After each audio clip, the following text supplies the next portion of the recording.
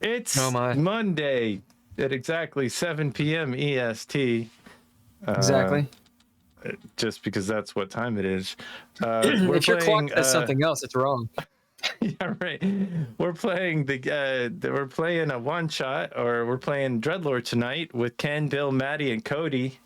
Some new faces, some old faces, and Hulker as well. So, and some like OGs. We have Patreon. If you know what that website is, and you have lots of money, and you're watching this, and you're like, "This is really fucking great stuff," you're holding out. If you don't have any money and you're watching this, do the same thing. Good. Yeah, do the same thing. Or don't. I mean, whatever. All lowercase letters, Mr. Interrupt provide the music for this. Couchfire Media does art, media production. Twilight Blade Productions, they do a whole lot of nothing for the last 2 years. We need to have a firm conversation with them. Firm. A firm note. Affirmative. We're playing tonight, so I'm stoked. Yeah, man. And we have Mr. Interrupt in the house. Maybe, Oh yeah. What up with that? I don't want to dox anybody. You said it was going to be a one shot. Wait, are you Mr. Interrupt? Who? Okay, You. yeah, sure. Oh, hey, thanks for letting us use your music. No. Well, I didn't realize that, Ken. I'm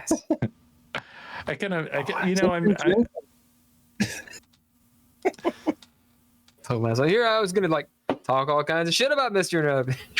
Well, that's what I came for. Not enough shit is being talked. All right, so we're making DreadLore characters. You guys are tier 2 and 2 backgrounds. Hattie and Cody, you don't need to know that yet. Although on your character sheets, you could put it down. Top left of your character sheet, you'll see your titled traits. One of them will be tier of play, or it should be, if my memory serves. You can put seasoned, 2, however you want to put it. Yeah. And as for right underneath that, there's some boxes to put down backgrounds. Just make a little tick that you have 2 of them. We're going to get to choose what those are. Okay. Yeah, see, both of you have had some time to take a look at the races of Craster. You don't have to make your decision right now. By the end of this, you will have had to make a decision. We're going to go you there forth into making these guys. Okay, so in the book, go to chapter 3. You can use that sexy table of contents if you wish. And page 95.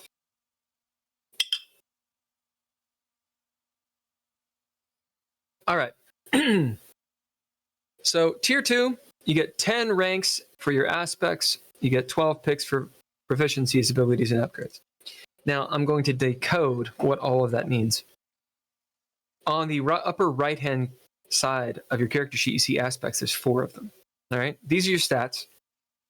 They determine what dice you roll when you throw down dice. Throwing down is throwing down dice. All right. Those aspects all start at 1 rank. And that means there's no die. So rank 1 means you are weak in that. You have no die for that stat. That's fine. We're gonna get to why that's fine. But it just make sure you note, if you don't have at least a rank 2, your character is actually weak. So that's what that mechanic is saying. Okay? Perfectly fine. Now you have 10 ranks to place. You don't have to do it now. It's not going to impact a whole lot yet. But you have 10 ranks beyond 1, or just 10 ranks? Correct. So all of them have 1, you get 10 more, which means you have 14. Okay? But I put 1 in there so that nobody tries to go rank 0, because you can't have that. The maximum you can have is 6. Now, I'll tell you what that means. Rank 2 is a die 4. Rank 3 is a die 6. Rank 4 is a die 8. We getting the pattern? So whatever rank it is, you multiply it by 2, that's the die type, or you could just be like, hey, it's rank 3, it's D6. Rank 6 is a D12. Right? And that is the highest, the largest die type you can have. So rank 1 to 6, boom, go you there. 4th. As we're talking, again, you don't have to do it right now, but kind of be thinking about it. Let me explain aspects a little bit. You pretty much have physicals and you have mentals. Brawn and mind are more of the power stats. So brawn would be power for physical, mind would be power for mental. And the other 2 stats, grace and wits, that's more of like agility, or mental acuity, right? A lot of this game, if you throw down, because we could play the entire session and have you not throw down dice. It's not going to happen on this one, but we could. When you throw down, the onus is on the player a lot of times to say, hey, look, I want to use brawn, and there's a description involved, right? So you can play to your stats, which is perfectly fine. I mark down in your sheet that you have 12 picks, or tally 12 or whatever. Aside from that, those are for proficiencies, abilities, and upgrades. I will decode that. Proficiencies are rerolls. Abilities are you can do shit normal people can't do. And upgrades give you bonus successes for those abilities. Again, it won't make sense yet, but it will in the future. I promise. All right. Did everyone pick their race? If you did, do the thumbs up. Hell yeah. All right, we're going to go around. What are your races? Holker. Zunth. You're Zunth. I also have a name. Ooh, you got a name? What's your name? Yes. I forgot you guys had. My name is Lepid Osaria. Lepid. Is that a Latin name? You son of a bitch. Is it? What does that mean? It's the scientific name for it's a way of saying the scientific name for the Tuatara. I knew it. I knew it. Or of the clade that they belong to. I totally knew it. All right. Lepid Osaria. I don't care. We're going Lepid. Osaria, fine. Osaria. I'm a Saria. Osaria. Okay. Cody. Myri'i. I do not have a name yet. Okay.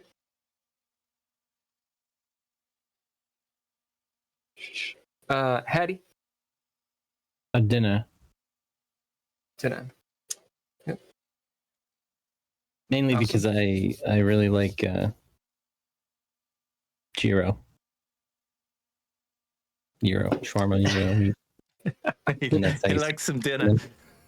Did you say I see dinner? how this is going to be. I see how this is going to be. Yeah. Ken. I am Winchester Falk, and I'm a wizard. Dowling dinner. Sibling. Oh God. Which class would a street vendor be? You think? Oh, there are no classes. Oh, okay. You just like random. All right. Well, that's cool. I'm an ex street vendor. Found myself on the road. Yeah. Let's see. Lepid. God. Saria. And you're a Zunth. Okay. All right. Sweet. So when it comes to languages, whatever your race is, typically that is also your language. So you can put all that down.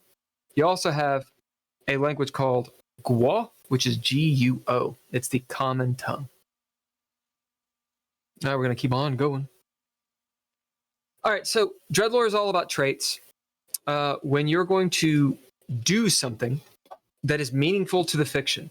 So if you want to change the fiction, if you want to influence the fiction in a meaningful way, what do I mean by that? Let's say you want to open a door that is not changing the fiction in a meaningful way, unless you're letting in the vampire lord.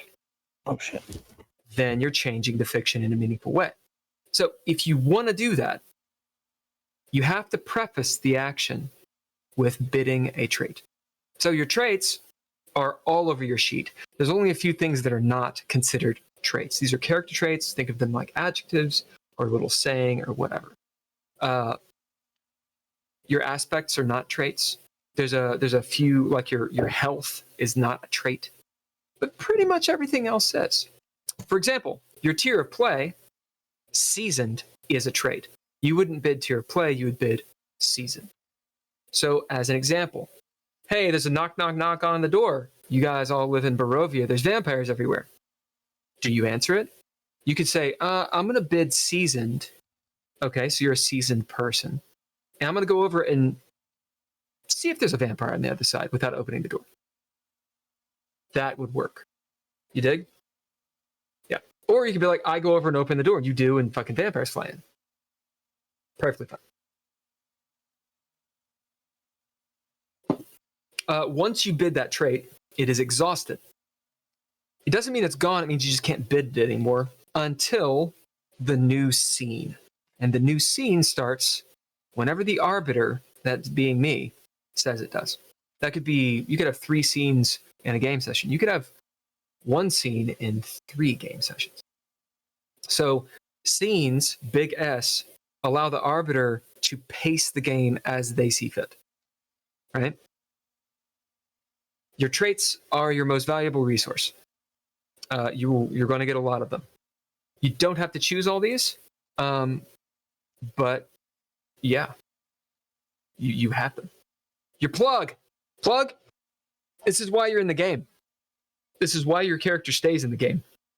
For example, if you're all hanging out in a tavern and you're like, I don't drink, I hate taverns, I leave.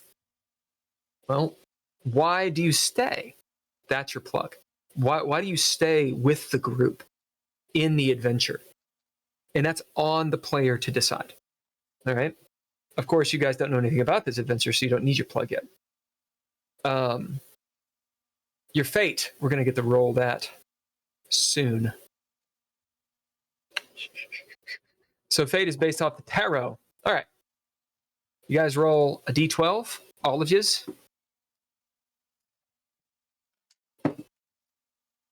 And note if it is high or low. So if it is a 1 to a 6, I believe. Is that right? 1, 2, 3, 4, 5. Yeah, 1 to 6 is low. 7 and up is high. So just take note of it. And designate thumbs up, thumbs down to me. Okay, yeah. Everybody's high. Interesting. All right, great. Roll it again. I have an excuse. I'm on the West Coast.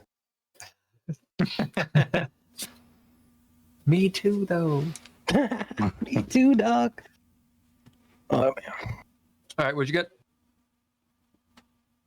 We'll say Hulker, what'd you get? 11. 11. All right, yours is judgment. That's your fate. Decisiveness, the ability to reorient in the face of adversity. Hattie, what about you? 7. 7.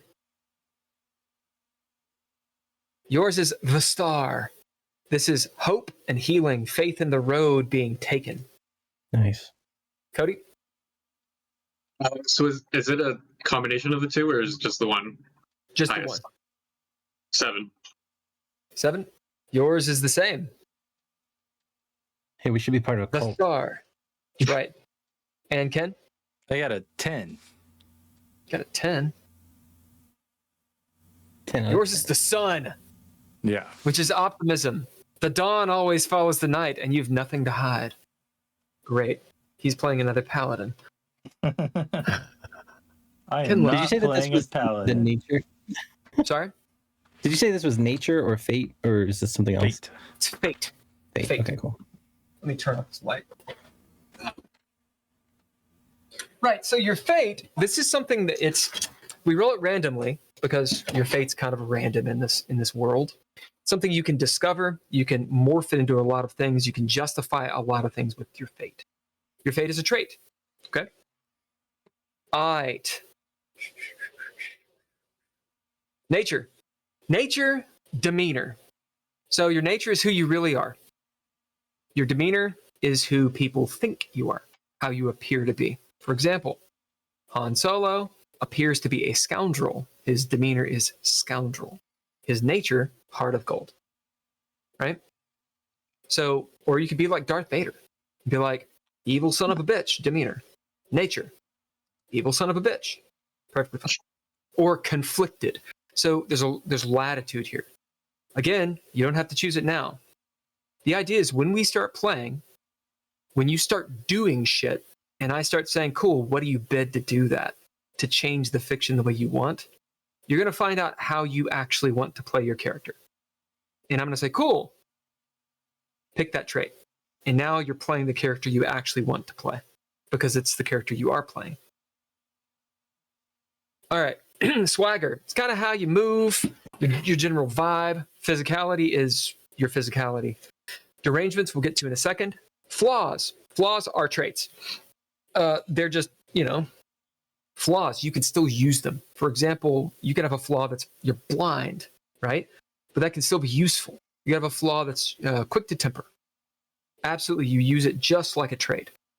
Mechanically, the way a flaw works is this. If you fail, it's an utter failure. All right, your motto is your motto. Your all's focus is going to be, I'm going to tell you your focus.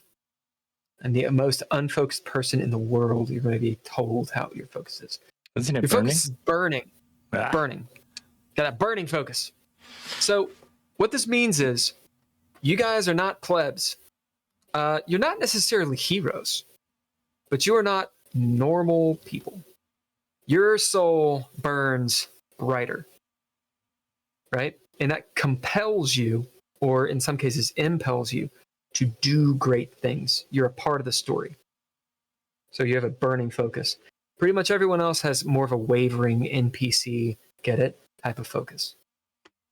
Yeah, see? I'm hilarious. All right. Period of life. This is something we could choose. Major and minor goals. For this session, since it's one shot, your goals you can choose, as you see fit. Major goal would be by pretty much the end of the game. Minor goals are as you go along. Normally, a minor goal is every session or two.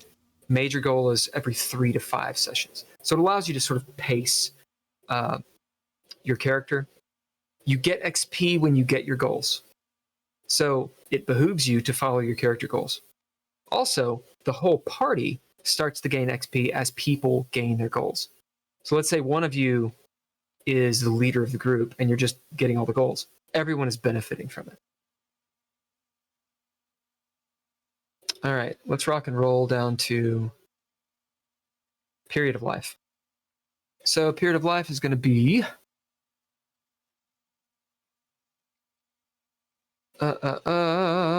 page 106. This is how old you are, not necessarily physically, not necessarily mentally or spiritually. It's just one of those. They could all line up, maybe not. So for example, you could be an old soul, but a young person, or an old person, but having a very young soul. What's the flavor of the character you want? And here they are. There's child, there's young, hardened, aged, venerable, and rough. Each of these gain you different flaws, different types of derangements, and that kind of stuff. So think on that. I'm going to slide back up to derangements. On your sheet, you'll see, I believe it's the middle on the right side. There's a little deal that says derangements. It's got a bunch of them. You need to mark one of those. What that is if and when you lose your shit, this is how it happens. Okay? You'll note that there are some checkboxes next to each of these derangements. If you ever fill out all the checkboxes, you become an NPC. You're fucking crazy. You're done. Okay?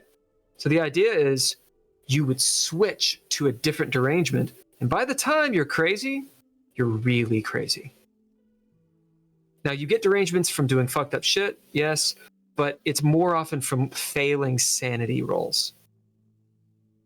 Some sanity rolls, if you see an Elder God Cthulhu, you're just going to gain a derangement.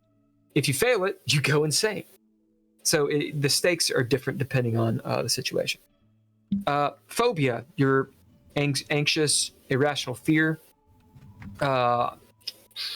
What's his nuts? Indiana Jones has a phobia for snakes. Tics is an obsession with something, purposeless gestures, noises, those types of stuff. Saying after every sentence is a tic. Personality, you're a piece of shit. You got personality as a derangement, you're a son of a bitch.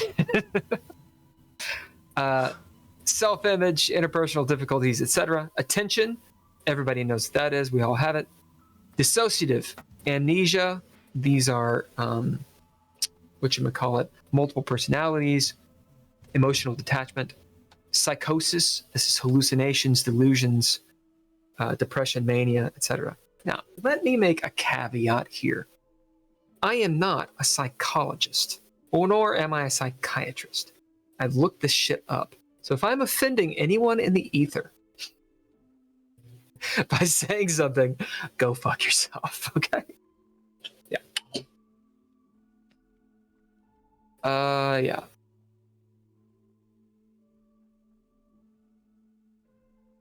All right, what period of life are you all thinking about? We'll start with Ken. Hardened. Hell yeah. What about Holker? Venerable. Old peoples. Nice. I've already marked the additional derangement, and I'm working on the flaws. Sweet. Cody? You said I could do 2, right? So I went with hardened child. Okay. All right. Then hardened's good for me. Yep. So you could be a child if you want and just have a hardened heart, or be an older person that is whatever. Yeah. It's however you want to phrase it. It's exactly the weight on your soul. And Hattie? Hardened. Everybody's hardened. That's a pretty good one. You're adventurers. You need. I'm just kind of taking that as like in adulthood in the world. Yeah. I guess. Yep. If you live long enough, life eventually kicks in the balls, whether you have them or not. You're being calloused. So if you've taken hardened, you get that flaw. So this is a trait you get. Just make sure you know that it's a flaw. Maybe put like an asterisk or something next to it. It's calloused. Grants you a modicum of resilience to worldly pressures, but sometimes presents itself as a loss of youth. Now, if you want to call it something else, go for it. It's not the worst thing in the world to say, thick-skinned or how if you want. It's just a flaw. All right. So if you get down to page 109, we're going to do backgrounds real quick. Backgrounds are chronological. So the first one that you pick does matter. For example, let's say you have... I'll just use Star Wars because it's easy. Obi-Wan Kenobi. He's a hermit. Well, that's the last thing he is, right? At first, he's a warrior. Or at first, you could say he's a monk. And then he's a warrior, right? There you go. Then he was a musician. And he had this whole stint. Who knows? But it's a chronological thing. The first one you pick, you get 2 gifts for. The second one you pick, you only get 1 gift for. Gifts are just traits, but they're kind of special traits. Sometimes they have a mechanical bonus. I will read through the backgrounds.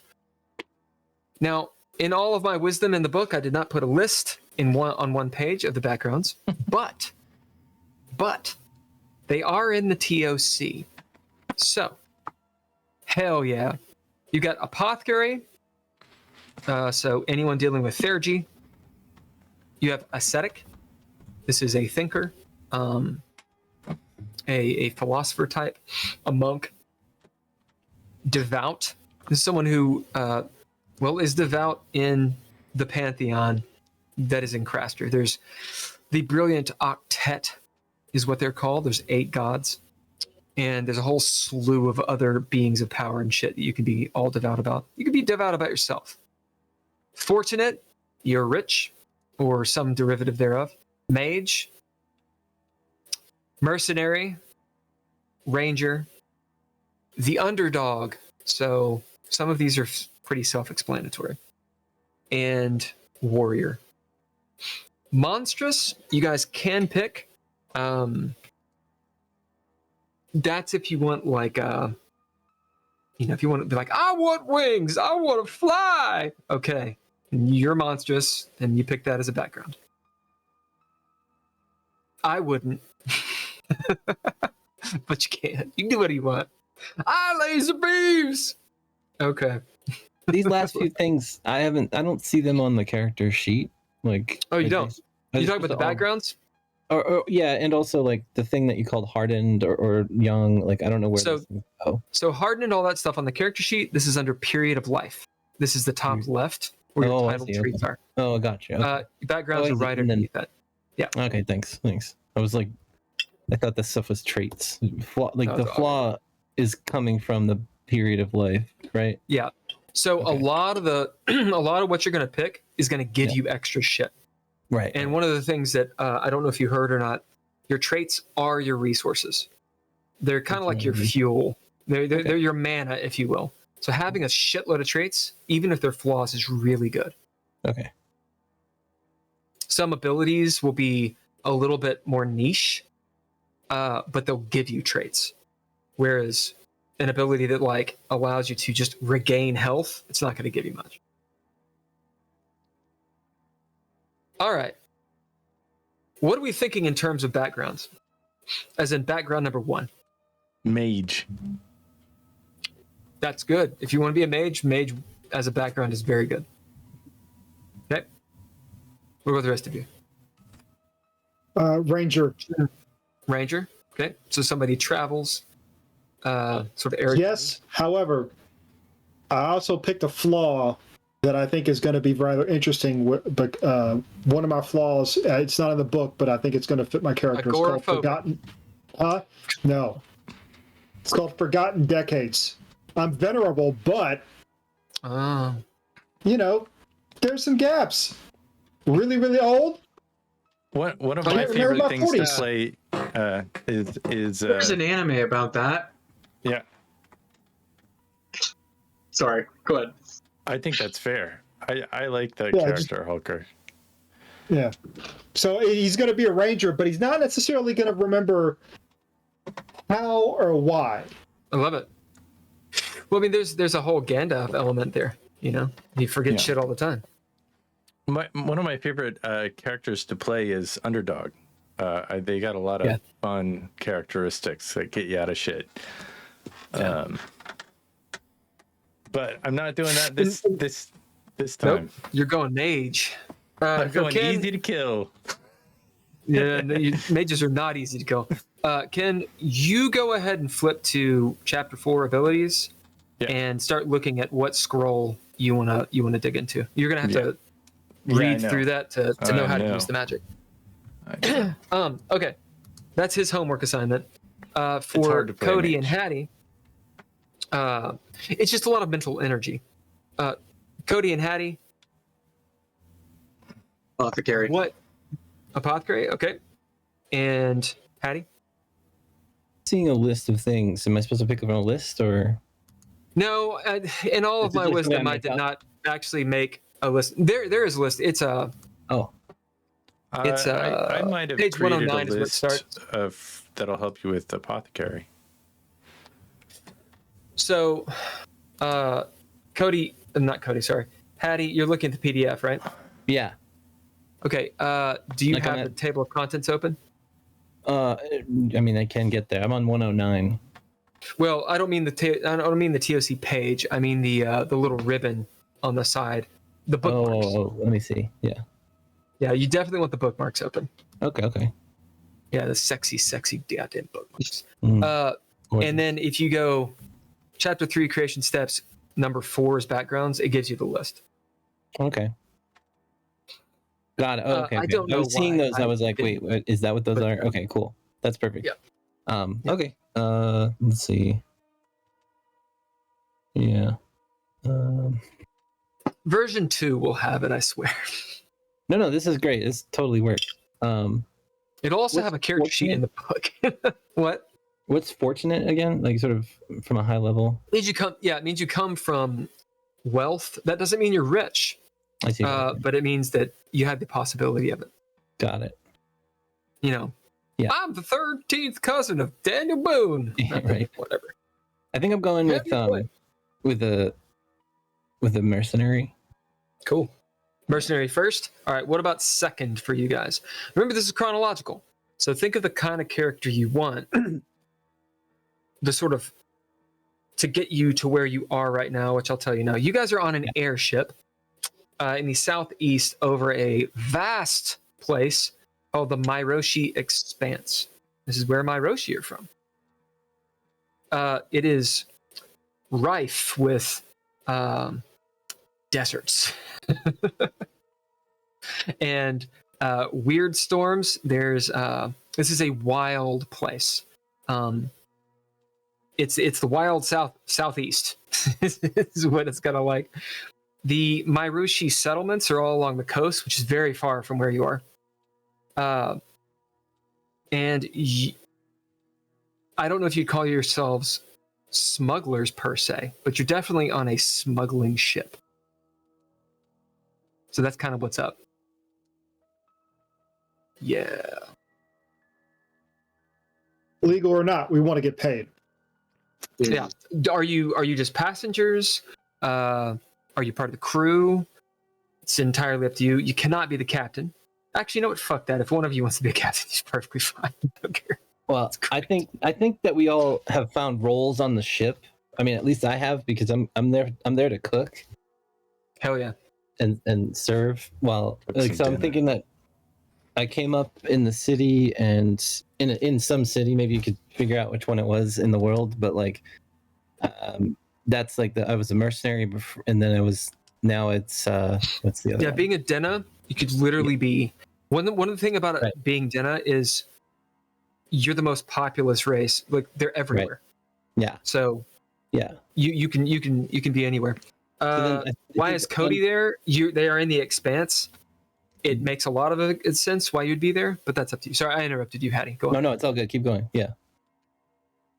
Oh, that was it. Oh, okay. And then I think I'm underdog is like the now, and so like awesome. Do I also put that in with backgrounds and sort of like that's so it'd be your second background. Yeah. Okay. Yeah. Cool. Yep. That makes sense. What about the rest of you? Second background, and do you have kind of a plug? My second background is devout. Great. Go ahead and find in the book the Brilliant Octet and or the Primal Lords or whomever that you're devout to. My second background is mage. Good. You need both. No problem. Absolutely hit that.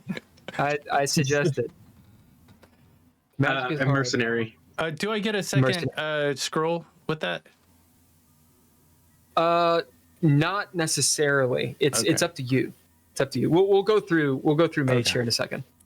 But all that is in the description for mage. You get to pick an ability, so you could pick a different scroll if you want. But I was hired on to the airship to make sure that it doesn't fall out of the sky. So you remember how airships work, right? Yeah. Kind of. Like you have to have a mage. The mage is essentially the conductor of an airship. Like you're the one who's burning the scrolls and casting the magic into the engine and fixing it and protecting it from other mages who are shooting it with lightning bolts. Yeah. It's important. I feel like that's part of the reason why. Because it shouldn't fly. Yeah, right. It's not the flyingest thing. It's not supposed to. All right. Awesome. Okay. I'm gonna go back around. So we're gonna pick gifts. Holker, your first one is what? First background. My first background is Ranger, and my gifts are of the mountain and territorial. Love it. And you picked your second one. What is it? For devout, it's going to be saint. Oh, fuck yeah. Okay. Just to give people a little idea, saint, you died once, or did you? And were brought back by a being of power to fulfill a purpose. This death could have been physical or an evil death. They're signs of your rebirth. Yeah, and that's also why I picked the flaw Forgotten Decades. I love it. Kenneth, what about you? My second gift. My second gift. Yeah. What are your three gifts from Mage? Because you get two for the first, magical, one for the second. classically trained, and Sorcerer Supreme. Okay. Yeah, Sorcerer Supreme. It's pretty straightforward. It means that people know who you are. You got the medallion. Magical. There is a table 3.13 gives you the activations. I rolled at random to see what happens. Cool. What do you have? What'd you get? I got basically the world shakes, things, cabinets open and close, lights flicker. So you're a witch. Dogs and cats living together. Living together. Totally anarchy. Whoa. Sounds like a European campaign at this point.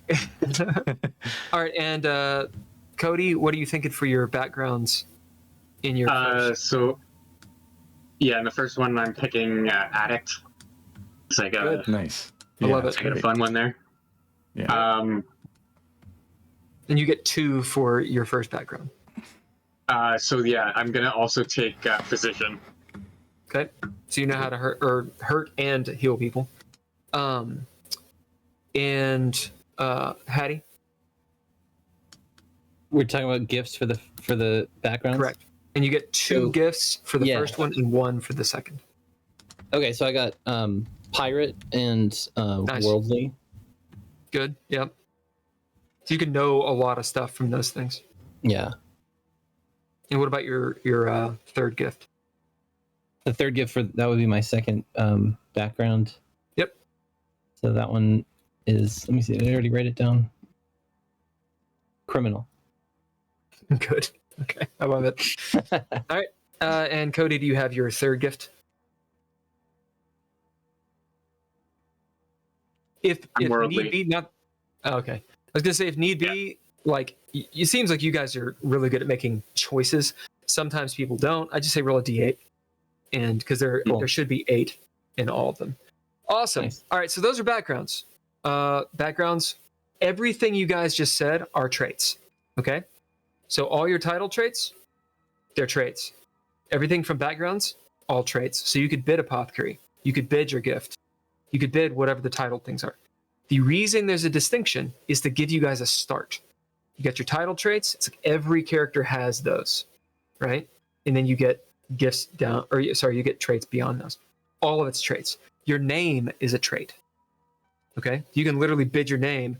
I go open the door and there's the vampire. Oh shit, he's gonna fly. And I kick him in the fucking face. All right, bid. What do you bid? I bid my name. Awesome. I love that. That's a story, right? Okay.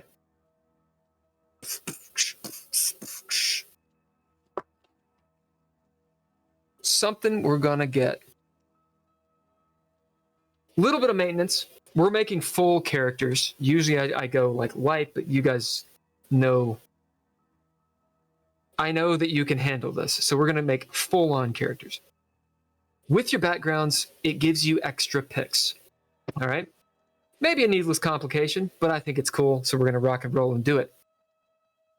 Every background you choose, which means you got 2, you get an ability. So somewhere on your sheet, where you have that, you have like 12 picks for proficiencies, abilities, whatever.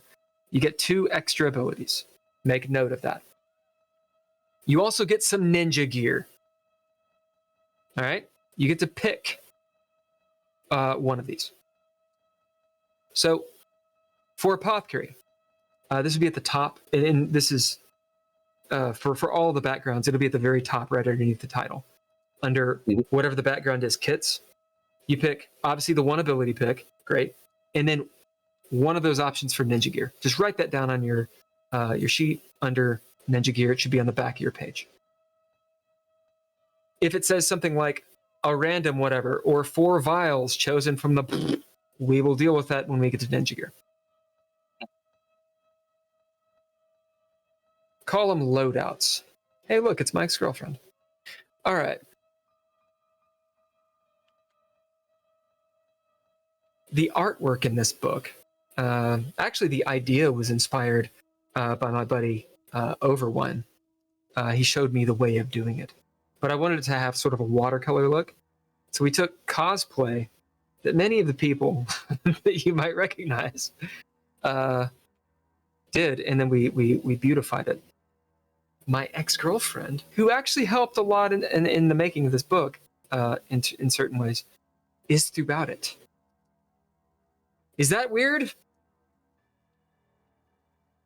Is what? Is it weird?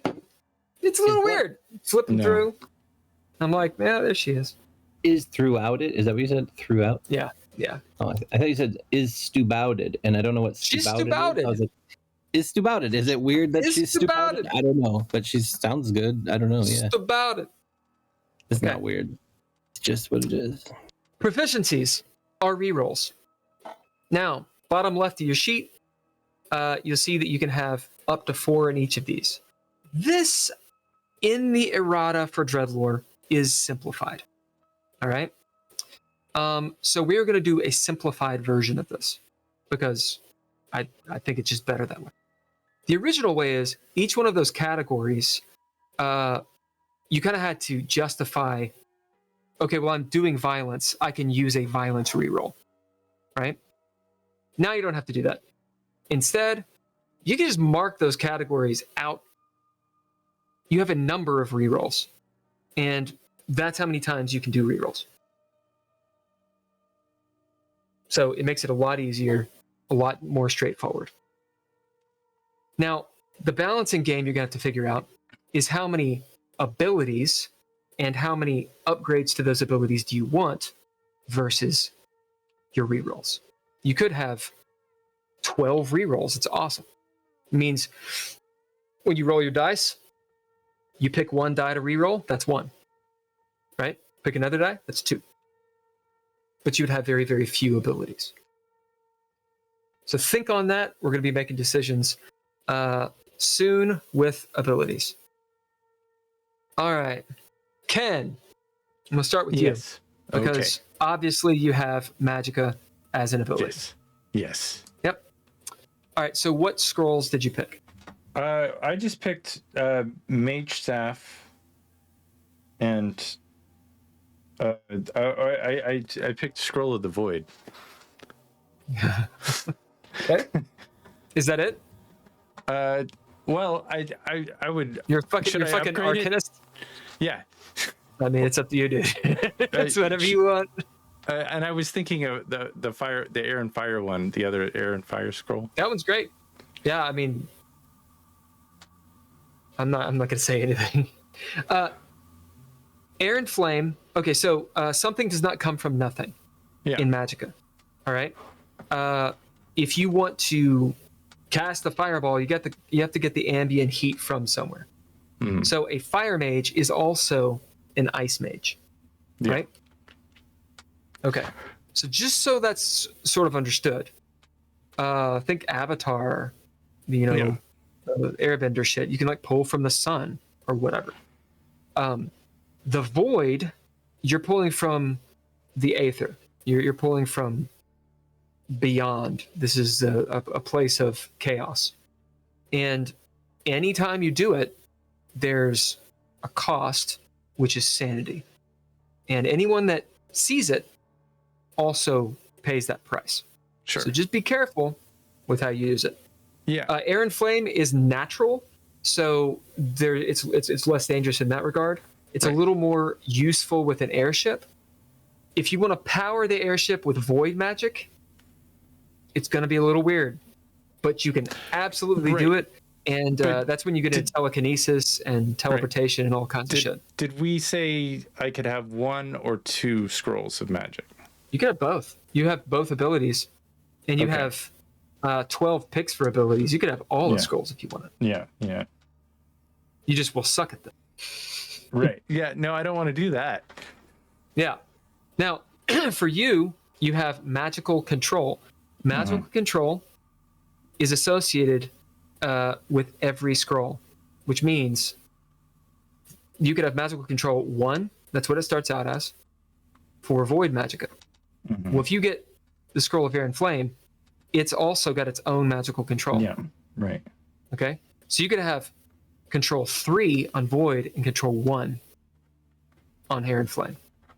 So you spend your points pretty quickly. Yeah, that's kind of something. So I could probably could I do magic control? Yeah, but I would do it in reverse. I'd do 3 on air and flame and 1 on scroll of the void. Sure. Completely up to you. All right, we'll do Cody real quick. So if you go to abilities, which is 150, we have 12 picks. Now, the easy way of doing this, I would say, is split these up.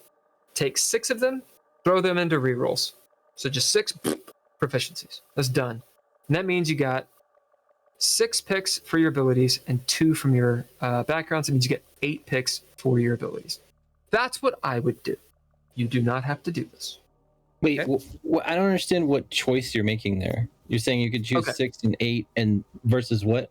Like dividing up 14? Right. So, yeah. So this is what's going on. Okay. Your tier of play gives you a number of picks to choose between all of it. That's what I was. And then you gain 2 extra one for your backgrounds. Gotcha. Okay. I say just cut them in half. Do 2 here, or do these. Yeah. And in the errata, it just says to do that. Yeah, that makes sense. That's good. Yeah. Okay. Okay, and so Cody, sorry, tier 2 is 12. Otherwise, I can look it up. Correct. It is 12. Okay, thanks. Yep. And then you get 2 abilities on top of that. Yeah. Because of your backgrounds. All right. So Cody, I suggest you should break out some manuals of theurgy if you want to do theurgy. Or you could just be an apothecary that has alchemy and you just use it. But if you want a potion mix and like be able to improve or fuck around mobile lab type stuff, you need to have an ability for theurgy, specifically alchemy. How I would do that? Where that is. So You're go on to go 192. 192. That's where I'm. Yeah. You see the Journal of Alchemy. Yep. Now, this gets into rules. Theurgy? Yeah. Yep. And this gets into a whole bunch of lore and some mechanics and some spectacular artwork. Sexy artwork. The long and the short is this. When you make an alchemical elixir, it takes time. So most of the time, you've already got your shit mixed and you're ready to go. Like the actual in-game play, you don't really use it much, right? But what you can have is be like, okay, well, pre-mix stuff. Like, think of like, you got your tequila and you got your margarita mix. Hey, it's a margarita. And that's pretty much how it works. So you mix these 2 things together, and because you have that ability, you don't blow up. That's pretty much how it works. So I would look through Journal of Alchemy. I would not mess with the rules so much. Just go to page 198 and you'll see the actual abilities. Because you're not going to use them in this game. Not really. Mm-hmm. Yeah, I threw a PDF of all the different, like it's like a quick. Yeah. All right. Breakdown of the alchemy in the chat if you want to look at it, but it might confuse you. So for Hattie, your guy What kind of stuff can he do? Is it more combat, social? Yeah. So he's. So I kind of looked through some of this stuff, and I'm thinking that like tradition of mysticism of the self. Hell yeah. With, you where, mean like, mystic? Yeah, and so I'm thinking about kind of that mixed with either some of the Codex of Mastery or the Treatises of War. Yeah, it's great. And so you got it. I Make think your that picks. Everything is 1-to-1. Okay, cool. So right, I'll just like write them down. Yeah, just write them down. Now, so you guys know, here's how upgrades work. Upgrades are just a pick. This is what they mean, unless it is specifically stated as an exception. They give you a +1. So let's say you've got, let's flip over to, since we're in alchemy, page 198. Let's say you hit basics. Okay, basics are really good. Cody, you see it says there in the brackets, the basics. That is a trait you get. So you have the ability, basics, and you get a trait called the basics. So it gives you have 2 traits there as that you can bid. You could say, I want to upgrade that once. Boom, that's a pick. That means if you use that ability, you get a +1 success to it. You can upgrade anything twice. So the idea is you could have a +2 successes using that ability. This is what that means. I'm going to take a turn. I'm going to do something that affects the fiction. It's going to be, I'm going to throw this Molotov cocktail that I made myself. Cool. What do I bid? I'm going to bid my physicality athletic. I just chose that. I put it down. Physicality, I wrote athletic. I launched this thing. The Arbiter says, cool, you got to throw down some dice to see if you actually hit the group of, monsters or something with your Molotov cocktail. When you throw down your dice, you're looking for a number of successes. We've not gone over this, but just accept the fact that you're looking for big numbers. All right? If you have basics as that ability, you could say, oh, I want to add basics to this. You get extra successes because you've upgraded it. If you haven't upgraded it, it doesn't do anything. Okay? So the way that roll would go, I'm going to take this Molotov cocktail, light it on fire, and I'm going to chuck it at the monsters. Cool. What do you bid? I bid, I hate monsters. It's my motto. Cool. Happens. Throw down your dice. Magic dice. Magic dice. You need a certain number of successes. All right. It's a lot of successes I need. I need more. I'm going to activate this ability, basics, which I will go over. Boom. Do you have any upgrades on it? Yeah, I got 2. Oh, 2 extra successes. That's how it works. Thus, upgrades are good. Sometimes there's an exception that says, nah, that's not what it does. And it literally tells you what it does. All right, you all take some time, look at some cool sounding abilities. We'll do those, and then we'll go into a little bit of actual how mechanics work, the dice roll, and then we're going to play. Yep. I shall return in a moment. Okay. Yeah, I think it's a good time to take a little break, and we'll be back in just a few seconds.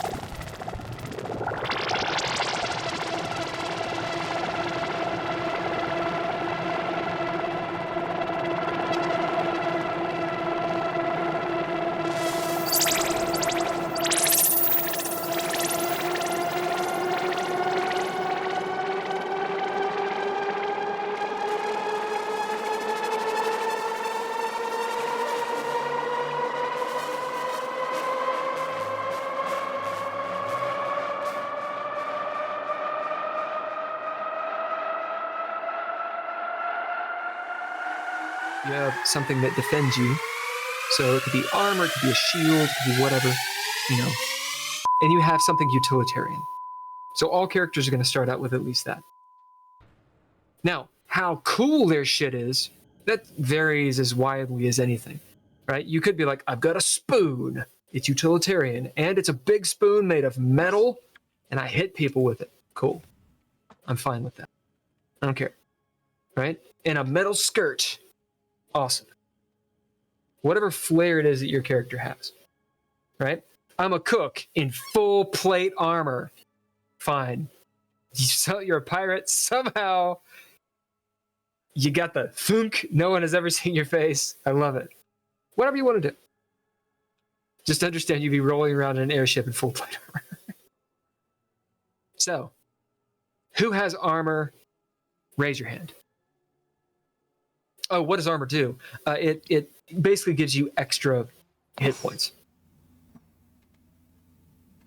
Okay. Is it? We have one person with armor. I mean, mages don't really wear armor, so I feel like I would wear armor. What the fuck are you talking about? I'll probably have light armor, like a. Yeah, I mean, if you're going into battle, then yeah. But you're not going to roll around the ship in armor unless you're a psycho. No, just like some leather, Yeah. Maybe an asbestos This ain't D&D. suit. Yeah, this ain't D&D. Mages wear armor. They're not stupid. Yeah. Okay, good. I'm gonna go into the battlefield without any armor on. No, I wear a hat. It helps me magic better. Right. So who has armor? Raise your hand. Okay. You have light, medium, and heavy. This is all detailed in the book under armor with really cool pictures. Page 277. Write down what kind of armor you have. And there's some examples there. It tells you the numbers you need. Just make note of it. Okay. Who has a weapon? You all have weapons. Great. All right. So you got light, medium, and heavy. Guess what? It's that symmetry I'm talking about. Can I have a staff? Of course. Weapons are on 281. But that's not. That is part of your. That's part of your ninja gear kit. Okay. Yeah, you can have a mage's staff. Yeah. Okay. Absolutely, have a fucking mage's staff. Have a wand too. I get as much mage shit as possible. Yeah, I mean a staff and maybe like a little knife, like a knife. Yeah. A kniff. Yeah. So a kniff, if it's a small kniff, it'd be a light weapon. Means it's well, you can see the stats there. When I made this game, I was of the mindset that rolling for damage was a good thing. So all of the equipment has damage dice. And it's pretty cool. Now I've grown up and I realize you should probably just have static numbers, but I'm going to force you guys to do it the real way. Luckily, these categorizations or classifications, as they're known in the book, light, medium, and heavy, they all pretty much do the same thing, unless there's an exception. For example, light weapon is a D4. A medium weapon is a D4 plus 1. A heavy weapon is a D6 plus 1. All right, those are mostly handheld things. Now, if you have a firearm, which you can, if you want a theurgic firearm, perfectly fine, basically a gun, it does twice that. So, a light weapon would be 2d4. Medium would be 2d4 plus 1. Heavy would be 2d6 plus 1. Let's put this into perspective really fast. On your sheet, on the right side below your aspects, you will see your attributes. Now, plot armor, we're going to calculate here in a moment. This is plot armor. Okay? Other people that are not the players don't have this. You'll note that you have 6 wounds and you have 6 sanity. If either one goes to 0, you die. Or you go insane, right? So it's up to you when you take, a bullet to the face and it deals 8 damage.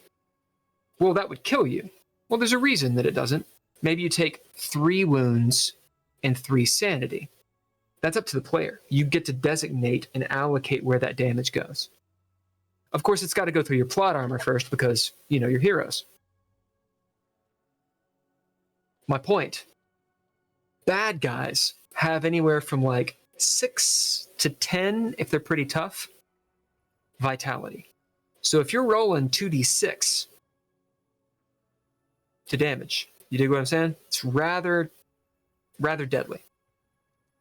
Now, of course, they're going to have armor on that's going to add to their vitality. They're going to have shitty Arbiter vitality because I want them to be badass. They might have what's called wound levels to where they just get double their hit points unless you're hitting their vital spot. They can be hard to kill, but a firearm is very, very deadly. A sword is very, very deadly. All right. Let's calculate some attributes. Has everyone picked their aspects? Let's do that right quick, and that will get us it'll get us like 97% done.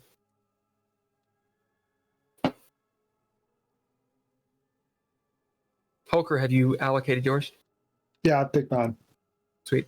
Have you already done your attributes and all that good stuff? Yeah. Cool.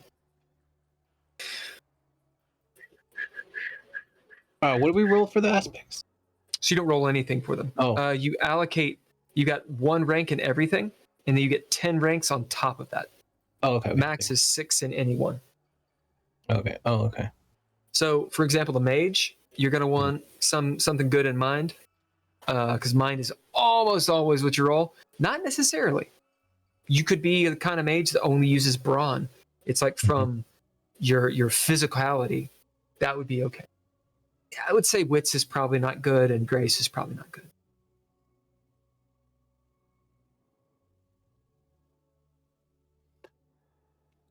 So make some choices.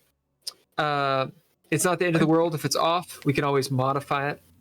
I do have a question about magical control. Hit it. Is that an upgrade that I need to get, or is that an upgrade that I can get with my starting attributes? You can get it with your starting. Okay. Yeah. It's a way of making mage characters bleed their resources. Yeah. So that you're not all powerful at the get-go. Yeah. Now, when we play, it's much harder to advance magical control. So it is good to have it early on. Yeah. So what would a magical... What I was looking for, and for some reason I just can't It's 1 to find it. 5. Yeah, it's in the beginning of... near the front of abilities where Art of Magicka is. Yeah. It's 1 to 5. 1 starts out humble. 5 is called prime, where you can do fine things.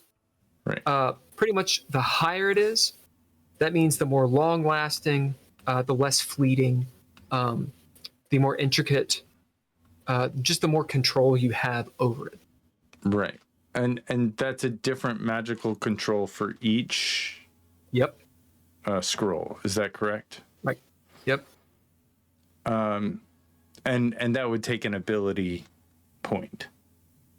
Yeah. Okay. Ability pick. Yeah. An ability pick. Or an upgrade pick. That's the thing. You get, technically you have 14 and you can do it however you want. Sure. But you want to save some of those for proficiencies. Yeah. Yeah. I'd save 6 for proficiencies and the rest. So I just want to get the math right. If I upgrade the Scroll of the Void to 2 and Iron Flame to 2, that's 3 traits. And then to have magical control 2 in each of those, that's an additional 2 traits. So what it would be, let's walk through it. Let's say you pick Air and Flame, so that's 1. Yeah. 1. You upgrade it twice, so now you're at 3. Mm-hmm. It starts at magical control 1. Mm-hmm. So if you want to raise it up to, let's say 3, that's 2 more. So you've spent 5. Yeah. Okay. And there's 14 total to divide between proficiency and abilities. That's correct? There's 12, and then you get 2 extra ones for abilities. Right. Yeah. So the easy way would be you have 8 picks. Okay. But again, you can get really granular with it. Right. And Magical Control 2 requires 2 picks. 1. 1. Okay. Because it starts at. All right. Now, why is that? Well, because what does Magical Control 0 mean? Nothing. It's like, yeah, you got it. You can't use it. It's fucking stupid. And I've been through a lot of variations of this game. I made it simpler. It doesn't matter. There's always questions. Why is rank 1 0 dice? Listen, just go with it. Just go with it. I've had a lot of conversations about this. Trust me. I got it. I got you. I'm here. I'm with you. We're playing some games. Oh, yeah. Oh, we're going to hit it. All right. How are we on aspects? I'm going to give you guys 10 seconds to make your final choices. Ready? What is grace about? Is that like physical grace, or is it grace physical. all over? All Physical grace. Spectrum? Yeah, Physical, grace is a physical. Okay. Wits is mental. Okay. And then mind is like what, your constitution of self or something? Mind would be your mental power. Okay. And brawn is your physical power. Okay.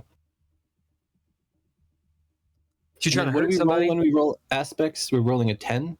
Oh, I'll hook you up here in a minute. Okay. So that's a good point. Everybody get out a D10. Okay. This is your action die. You always get to roll this. Okay? You get your action die. There's a very, very few circumstances when you don't. But 9 times out of 10, you're going to be rolling a D10. Okay? For your action die. That was fucking funny. All right. Here's your action die.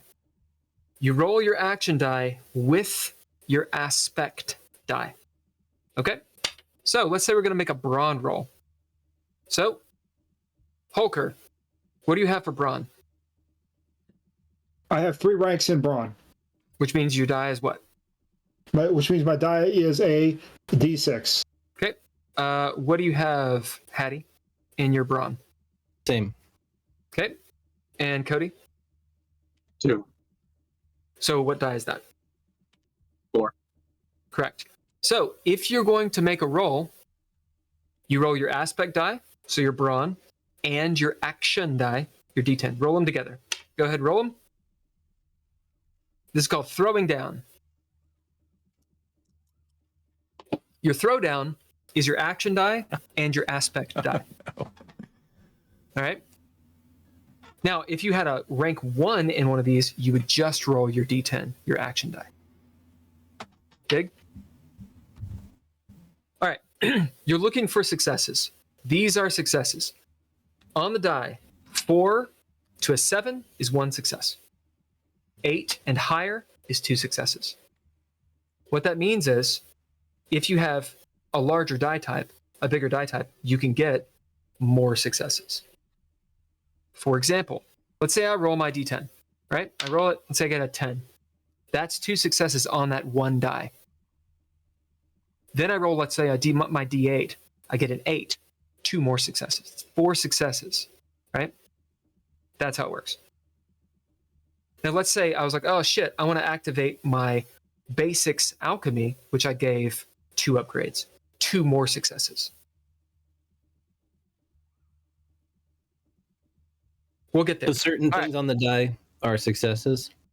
4 to a 7 from and an 8 up. And it's per die. So you do not add them together. So just higher than 4? Or am I missing something there? 4 to a 7. So for example. Between 4 and 7? 4 and 7. Yep. Okay. Oh no, 4, 5, 6, and 7. Right, and then 8 and anything else. So that's kind of like 4. It's anything above a 4 on any die. Is that right? Yep. That's one success. But 8 and higher is 2 successes. Ah, I see. Gotcha. Right. So it's, okay. And you're looking for a certain number of successes. That's your threshold. All right. So everybody's going to roll. We're going to say this is a moderately easy threshold. It'll be a threshold of 1. Everybody make a roll. We'll do wits. So your action die is a d10. And whatever your wits is, roll those 2 dice. That's your throwdown. Tell me how many successes you got total. I got 2. Okay, what were the 2 numbers you got? 2 5s. Excellent. Cody? I got 3, a 10, and a 5. Nice. Ken? I got 3. I got a 10 and a 7. And Holker? I rolled an 8 and a 3, so that is 2. Correct. So the threshold was 1. You guys beat it. That's great. So that's a success. Here's the thing. If you meet the threshold, it is limbo. If you meet it. So if you only got 1 success, it's a yes, you succeed, but situation. All right? May not be negative, but it's not quite as you expected, right? That's a yes, but. If you meet the threshold, it's limbo. If you exceed it, it's a clean success. It's what you wanted. If you beat it by more than 2, that's considered a critical. You get what's called a narrative point, and you get to decide something cool about the narrative. All right? So, pretty sure everybody beat it by at least 2, except for Holker. So you all would get narrative points. And you get to say, oh, well, instead of punching the guy in the face, I punch him in the dick, or whatever it is. All right. Aspects good. Your plot armor is equal to your ranks in brawn and mind. So whatever rank you have in brawn, whatever rank you have in mind, add them. That's your plot armor. If you have armor on, you add it to that. Wait. Whatever is in brawn and what? And mind. Oh, mind. Okay. So, what kind of armor did you have? Light, medium, or heavy? Heavy. Light. Okay. That means you get +2 plot armor. And then Cody doesn't have on armor. There you go. All right, your cunning is your grace and your wits combined. The ranks. So if you had rank 2 in grace, rank 3 in wits, you'd have 5 cunning.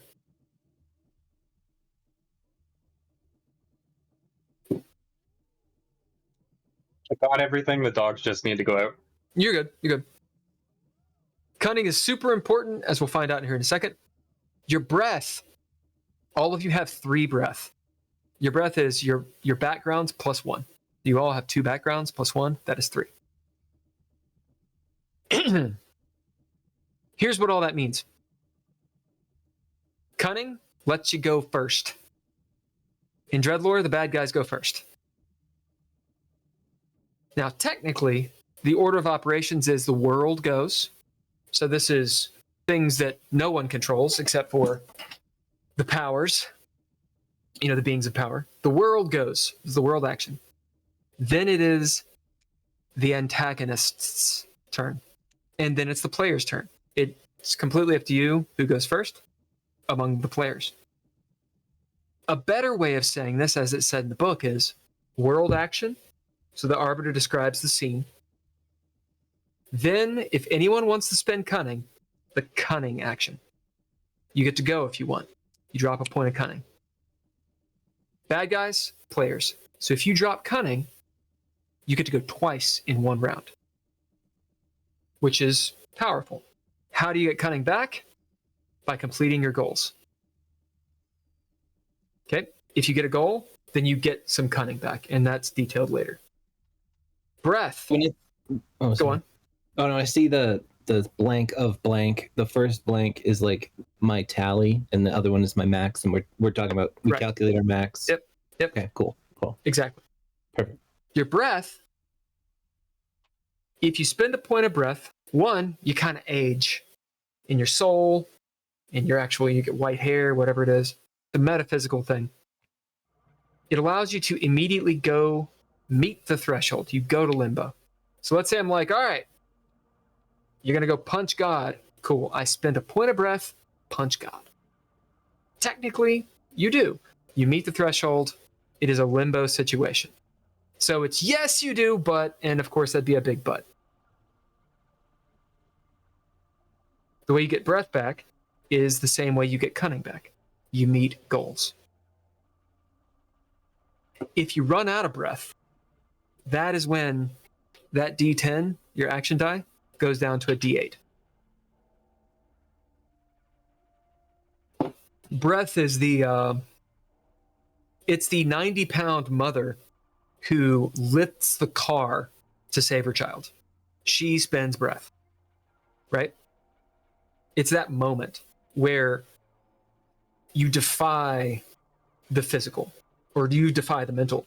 You get it done, but she rips all the muscles in her body, right? It's that moment. And there's a cost too, a fiction cost, right? Like if you're a person who's dropping breath all the time, you're going to get weary in your soul. And the actual mechanic is that period of life starts going down. So eventually you get rough, you have all these derangements and flaws, and you just this very rough character. Okay. That's pretty much it. Couple extra things. I think Cody can hear us. I'm pretty sure. Pips and narrative points. So narrative points, these are things in the moment that you can spend a narrative point and you can change something small about the narrative. Hey, I'm going to drop a narrative point to say that it's not raining so hard. Yeah, there's a lull in the storm. That's a narrative point. You can have a maximum of 5. Pips, the same thing, just about the past. For example, you get to a cliff face. You guys are going to descend this cliff. How? Well, we're going to use rope. Well, who brought rope? Oh, I spend a pip to say I brought the rope. Okay, cool. So you have pips, and you got narrative points. Pips are the past, narrative points are the now.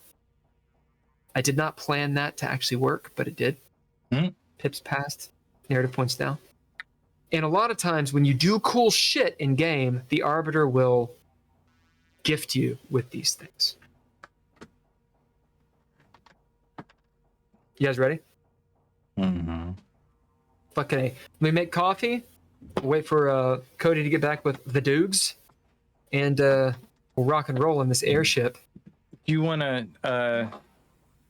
do you want me to... should we talk about our characters a little bit? Yeah, I say you guys discuss, because you guys are on the ship together and you're obviously the best of friends. So yeah, figure out each other's names, figure out who you are. You've been on the ship for at least 2 or 3 weeks, at least. You could be on here for months or a year or 2. It's up to you. It'll be Captain Von Penn is the guy's name. Von Penn. See, I thought his name was Von Pan, and I was coming here because I thought he was really into bread. Wrong ship. Now what am I doing? That's a fail. What happens, you know? So tell me a little bit about your self. What's the name of your character, Maddie? Solidus. Solidus? That's actually like the technical term for a slash, the character, you know? But if that one's over your head, a little keyboard information there. But yeah, I don't know. He's Slash. I went to like isn't he a guitar player?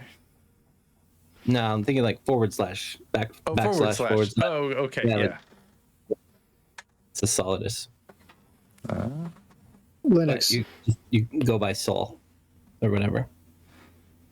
SOL. Shit out of luck. Yeah, that's a good name. That's who I go up against. But yeah. Do you want me to tell you about the character? Yeah, talk about, like, you know, his general thoughts and feelings about life on the ship. Are you the cook on the ship, or are you just kind of stowing away? What's going on? No, yeah, I got a job on the ship. You know, because I'm actually I mean, I would make up all sorts of stuff, so I don't know how the story will go, but I'll just say that maybe there was like somebody that I was following because I wanted to steal something from them for some job, essentially, and so I ended up like on the ship. I think like cook is often what I'm doing when I'm not on a quest to find and steal things or like, you know, break into something or whatever. Yeah, so I mean, I have all sorts of like, you probably wouldn't know it, but I have hidden blades everywhere, and maybe I have like a dagger or something on my back. You know, like maybe one weapon that you might see or something like that. But you know, I've got like wrapped. My armor is like wrapped leather stuff, and in general, I think that the character comes off as like you know, like a well-worn traveler kind of person who's been around, you know, sort of thing. Not like in the middle of some great journey, but like, yeah, I'm not tied to any given place, I guess, you know. And you roam if you want to, roam around the world. Roam if you want to, exactly, roam around the world, yeah, for sure. And but yeah, like I think, you know, I always have something I'm doing. So this time is, you know, I'm pretty focused on whatever the fuck, you know, cooking food for people. I'm guessing the airship is pretty big, you know? Yeah, so it's pretty big. I might be able to share my screen. I probably won't be able to because things are stupid, but we'll give it a shot. We'll see. It could also be like you're bad at things, you know, things aren't stupid. It might be that you're bad at things. I don't know. Yeah, it won't let me. But we are streaming. I can post our link to see what the airship looks like. Oh, do you have a picture of the airship? I do. I got a photo of the airship. Do you like YouTube or Twitch better? YouTube, I guess. Okay. I gotcha. Sometimes I'm slow.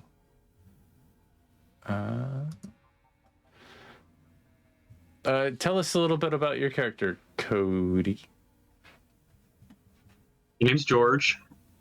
Because I am so uncreative with names. I'm an addict looking for his next fix, and I do that because I'm a doctor, and I'm taking care of your asses. Got to keep up my addiction, you know. George is the name. Yeah. Do we know you're a medic, or are we afraid of you because you're on drugs? I feel like you know I'm a medic, but you don't know anything about the drug addiction yet. Okay.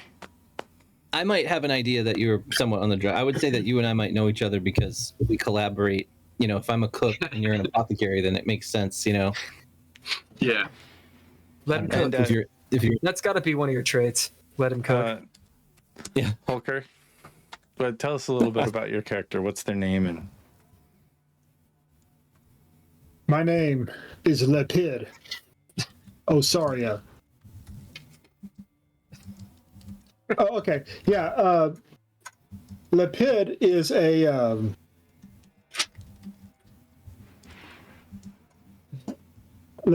a guard for food stores of a monastery. And the reason why is because his metabolism is so low, they know he's not going to steal any for himself because he just forgets to eat for like a month, and it's cool. Fun. Nice. And as we know, I'm Winchester Fuck, and I'm a wizard. And I keep the airship afloat, or help. I'm in the crew of magical. Of magical somebodies. Did you say your name is Winchester LaFuck? Is that what you said? No, I didn't say LaFuck. I said Park. Park, as in Winchester Fuck. As in, Winchester Fuck. Good. Awesome. All right, so Winchester, Hattie, what's your guy's name? Solidus. Saul. Saul. Like the sun. Okay. And Cody? George. George? Solid kingly name. Awesome. The captain is obviously an NPC. Von Penn. No one actually knows his first name. Is he tall, Denna Sabline, Imperious. He's tall for Adena. He's like 6'3", 6'4". His hair is salt and peppery, comes down like halfway down his back. It's massive beard. He is a joyous guy, but big laugh. Stereotypical smuggler pirate. Maybe in his 40s or 50s. It's kind of hard to tell. He carries a hand cannon on both hips. They're always loaded. He's renowned. He's infamous, more than famous. And this is not his first ship. We'll say. He's an enigmatic person. So likely you guys don't really talk to him, although he does seem to know all of your names, even people that have just come on the ship. He's quite aware, savvy individual, but mostly he's in his quarters and plotting, planning. Anyone who's been on the ship for more than a few weeks knows that Von Penn has mood swings. And there are times that the first mate will actually lock the door to his cabin and no one can see him, sometimes for, weeks on end. That is not the case yet. How long have you guys been on the ship? The question I had was how long of a journey is this? How long of journeys do airships take? They can be in the air for a very, very long time if they're until their supplies run out. So I should think of them kind of as ships back when we didn't have planes that could go across the ocean. Correct. Something like that. Okay. There are also nautical ships, but airships. So months to get across an ocean, or months to go across the world, or something like months and months. Yeah. Oh yeah, it's a very nautical theme. Airships do move pretty fast, but they don't move as fast as planes or jets or anything. Yeah. They're just not fettered by, mountains and shit, but they are by weather and other airships. So there are zones that sort of Bermuda Triangle type shit where they don't fly as well. People avoid, lots and lots of reasons for the Arbiter to say it took a long time. You guys went from the west of Craster. Now in the book, oh my God, there's a sexy, sexy map. Hold. All right. I clicked on it immediately because I'm on that. Go to chapter 8. It's page 320. This was a map drawn by Dalton Anderson. So you see the Myri'i Expanse, or Myri'i Expanse. You guys are nearish to the Great Drop. This is the right side of the map, the big desert area. You have traveled from the Sea of Stars, which is all the way to the west. There are a bunch of islands, too many to count. A lot of pirate islands. Think of just a fantasy-style Polynesia, Pirates of the Caribbean type thing going on there. Rife with trade, every culture you can imagine. The main place there is called Dithy Town. And, it's scum and villainy and Mos Eisley in this universe. Von Penn would have set out from there, made several stops. You pretty much avoid the rainy wilds, the middle.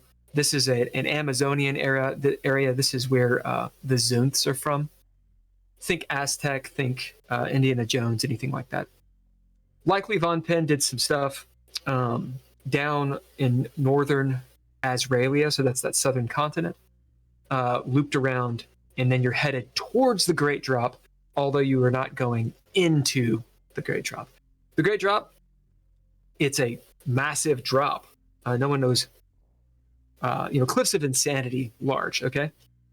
There are random storms there, and ships and everyone gets lost. Like, it's bad news bears to actually go into the Great Drop. You have to be insane to do that. But you are skirting it. So how long has it been? You've been on there? We'll say that he left 6-8 months ago from Divvy Town.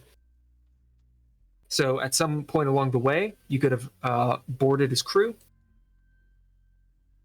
or you could have been with him the whole time. Yeah. I've been here for a while. On the ship. Ship in shape. I can see Von Penn being perfectly fine with a Void Mage on board. Because he's insane. Shaping ship. Not just, I mean, I don't share that part of me often. That part is mine. Right. He keeps me around because I'm good with the fire and air magic. The first mate has always had a bit of a quirky feeling about you. His name is Bald, and he is bald. He's got the Picard, but he's let it grow out, right? So imagine like a mullet, but he's bald, right? White stringy hair he ties back. He's still living large, believing that no one notices. Short, squat dude. He is gonna be a Drowadin. So he's only maybe 4.5 feet tall, this dude. For the Canadians amongst us, like 1.5 meters, something like that. I know Imperial as well as... Oh, yeah, it's about... Do you guys use Imperial? For certain things. We switch them out depending on what we're doing. Right. Oh, yeah, so that's the first mate. His name is Bald, and with an E, and the captain is Von Penn. There's a slew of other crew. They've come and gone back and forth. Okay, you got your cook going. Winchester, are you the main mage, or are you sort of a backup? I'm probably a backup. I'm too much of a... I'm a little clumsy. I'll do the wrong thing and then save it. Okay, so the engineer... the engineer is a guy named Oddwald. He's from the college. He's probably Circle 3, which means he's a competent air and flame mage, and is generally using, his magics. He'll go around the engines, making sure the runes are correct. You can tell that he did not carve these runes, but he empowers them with chaos and energy, and has a whole ritual. Maybe every 4 hours, depending on the winds, is the sun up, are the stars out, calculating all of that and keeping the engines going. Awesome. Now, who is the newest? I'm gonna say that I just got on for some time. Oh, you did. Okay. Let's. I got on at the last episode. Cool. Yeah, I would also probably say that I got on at the last stop. Okay, so you guys have been on the ship for, we'll say 3 days. 3 days and nights. So about maybe half a week, coming up on a week. You'd have come from Azraelia, we'll say one of the smaller towns. Just as you get close to the belly, people are not. It's sort of like a, what do you call it? A border town. Lots of traffic through, but not a lot of people staying. And just because I'm a pedantic person, I'm actually going to tell you which one it was. It'll be Drode. So it's Drod. This is run by the Drode Abad, as in that is the Azraelian family that runs this border town. That's where you guys come from. So you can use that information as however you want. If you wanted to, for example, speak Azraelian, perhaps you'd been there for a while. Totally up to you. Just food for thought. We're going to start. Oh, the ship. As the ship looks. All right. I should have sent this to Ken, but I didn't. Sorry. Let me find your phone really quick. And then you guys can fucking have this. So the ship, I mean, it looks like a schooner. All right. Just there's no sail. Instead, there is a blimp. It's got on deck. Okay. So that's the deck. There's a few ladders that go up to this blimp that's up high above you. Maybe 20, 30 feet up. And then you can actually crawl up onto the blimp. There's a crow's nest on top of it and below it. If you go down below deck, you got the first level. This is where the cabins, supplies that are needed. Also, the head is here. That's the shitter at the head of the ship. Keep on going down. Second level, you have the actual stow. And this is where most of you are not allowed to go, unless you have like a very special reason to. That's where the booty, the treasure, the smuggled goods that you probably should not be traveling with are down there. The back of the ship, by and large, is off limits. It is the theurgic mechanical elements of the engine, which that's behind closed doors. It's locked. There's runes and seals all over it, and only mages go in there. So if you're a mage, you can go in there. Shouldn't touch anything. This is the kind of theurgy, this engine, that the world doesn't quite remember how to build. Okay? So they repair it, but you don't want it to get messed up. On deck, there's the part of the engine that has where Oddwald, well, you actually see him doing his incantations, and you can walk around that. Also, you got your captain's quarters up there, and then the poop deck. So, if you don't know what any of that means, think of a pirate ship. There's a blimp on top. That's basically it. On the front of the ship, you have a ballista, which has a big old harpoon on it. It's a tow cable. You can actually put a ballista bolt on it. And on the back of the ship, you have a ballista as well. You're not really made to go toe-to-toe with other airships. But you could. Normally, you would use those things to actually shoot at a ship, pull it into you, and board it. And that's how you'd rock and roll. Let me send this picture. Oh, man, it's so good. It's like I'm on the right ship so far. Yeah. You guys are going to love this ship. It's sexy. You can see my silly pants. Hold on a second. Do you see the ship that... I mean, I'm streaming a ship that I made. I did not. But it's... I'm not sharing my screen right now because it's difficult. Everything's difficult. Right. I understand. Suck. Is that what you said? Things are shitty? Why am I airdropping this? Oh, fuck it, I'll do it. Airdrop it all across America. I think that it's pretty cool that we have someone on the furthest east coast of America and the furthest, well, at least on the land part. Can you? He's on an island. Coast. Can you guys open that true. file? It's in HEIC. What is? I can open it. Where did you put it? In the chat. It's in the chat. Oh yeah, no. If I click on it, can you put it somewhere else? Because that was a whole thing. That's hilarious. That was. All right. Yeah, 'cause I can't access that part of the chat. Yeah. All right, I did the other chat.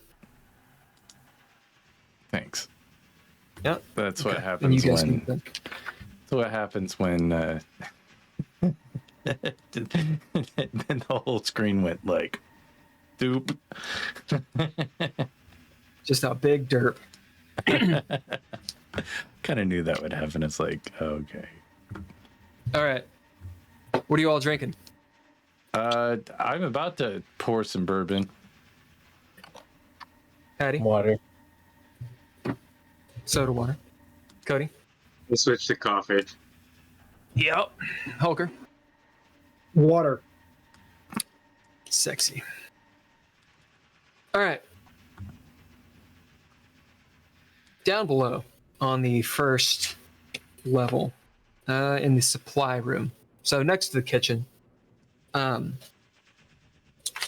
names Saul. You are in the supply room. You're gathering, out of some crates, some vegetables and whatnot to cook. And you can see in the supply room as well, for whatever reason, is George, this Myri'i guy. You've seen him around on ship. Saul, it's up to you how you feel about this, how you feel about Myri'i in general. You know that you guys are flying over the Myri'i Expanse. Why don't you guys describe your characters real quick?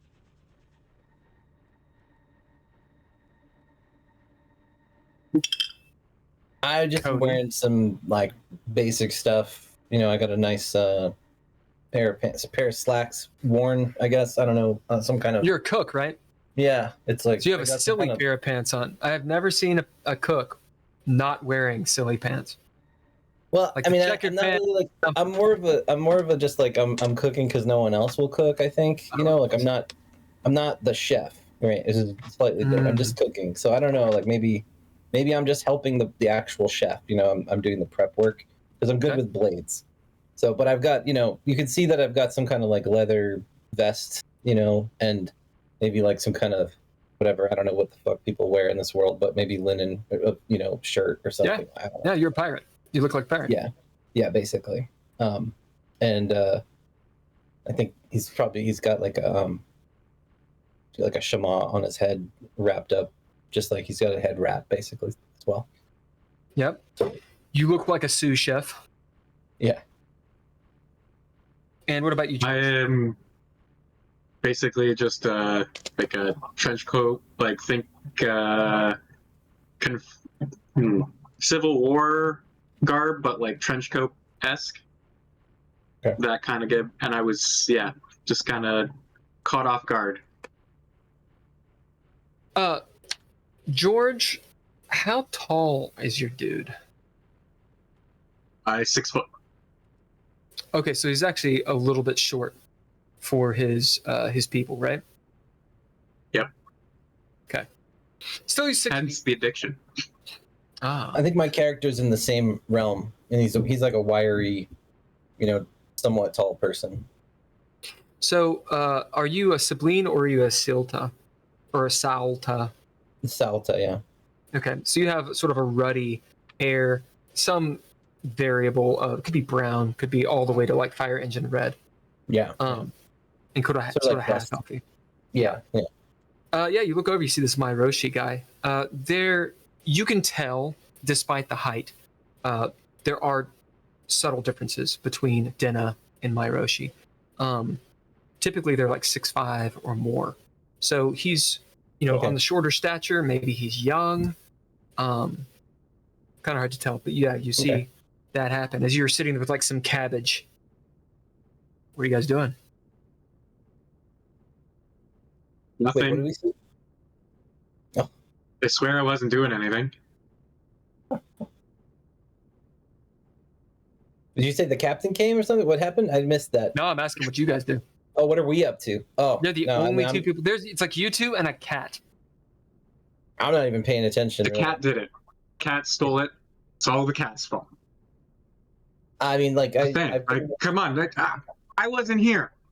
is there someone supposed to? Are people not supposed to be down here? Is that a thing? Usually they Oh, have a that's- reason. This is not off limits.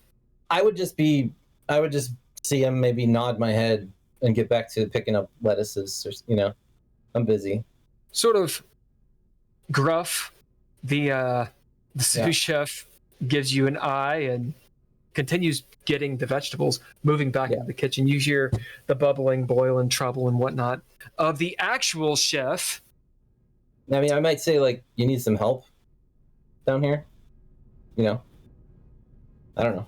It depends. Like I said, if you can give me, if you can give me the good stuff, if you know what I mean. Yeah. Well, what are you looking for? Some devil's lettuce. Well, I'm not sure that that's what's for dinner, but if I see anything around, then I'll let you know. Something to just tide the time.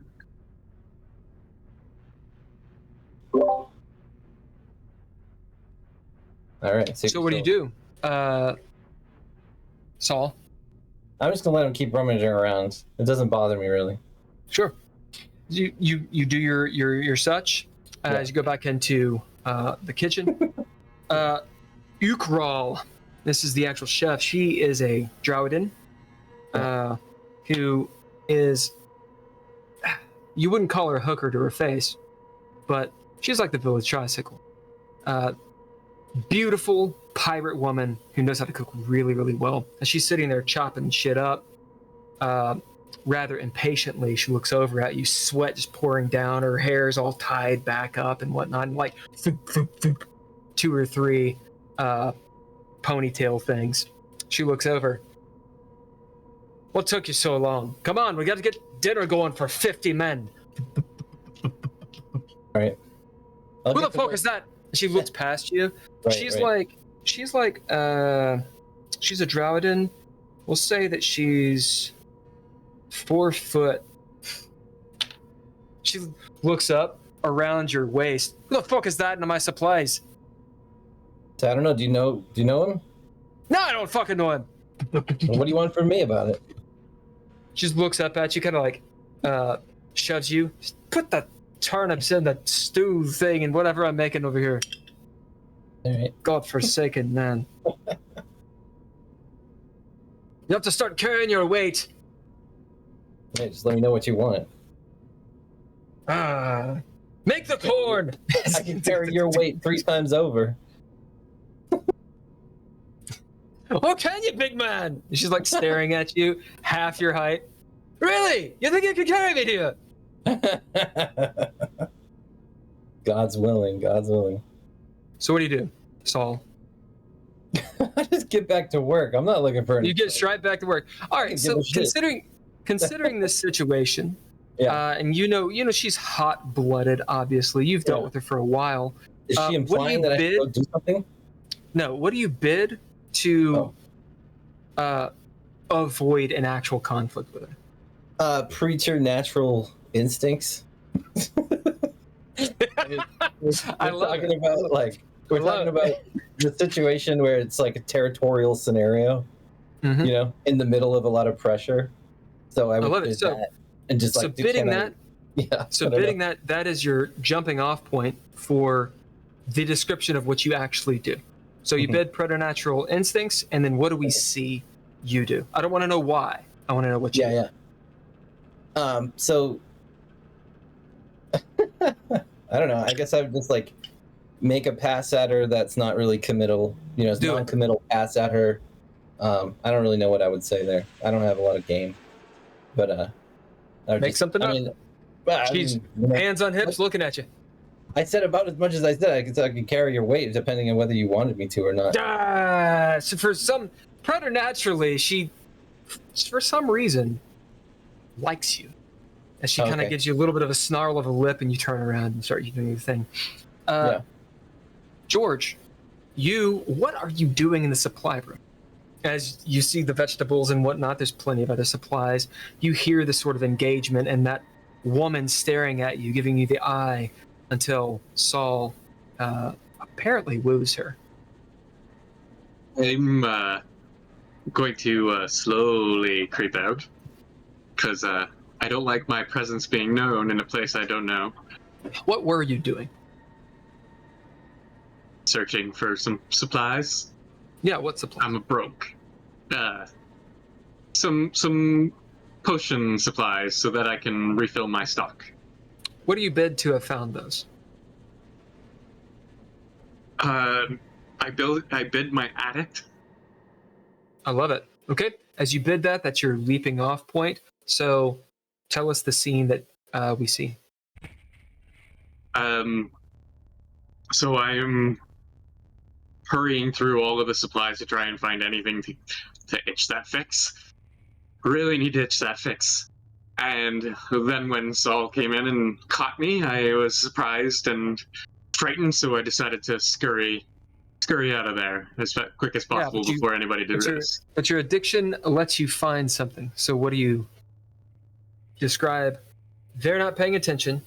You're in the supply hold next to the head, right? What do you find? I'm gonna go with Violet here. Yeah. That's right. What I'm calling it, right? Sure. I find some Violet. Okay. Where? In a barrel marked miscellaneous. I love it. As you upend this barrel, the lid of it falls. You're in an airship. It's loud. You hear the wind going by and 50 sailors doing their things, doing sea shanties and shit. As you start getting in this barrel, and you find several things. One of which is a little bit of pigment. So it'll be in these little vials, and it'll be violet, and they're labeled. It's nice. Why don't we roll a d12? Holker, will you roll a d12? Hattie, will you roll a d12? Ken, will you roll a d12? Everybody, roll a d12. All right. Names. Lepid, what'd you get? On my D20, I rolled a 12. D12. No. Okay, well, no, D20. On my D12, I rolled an 8.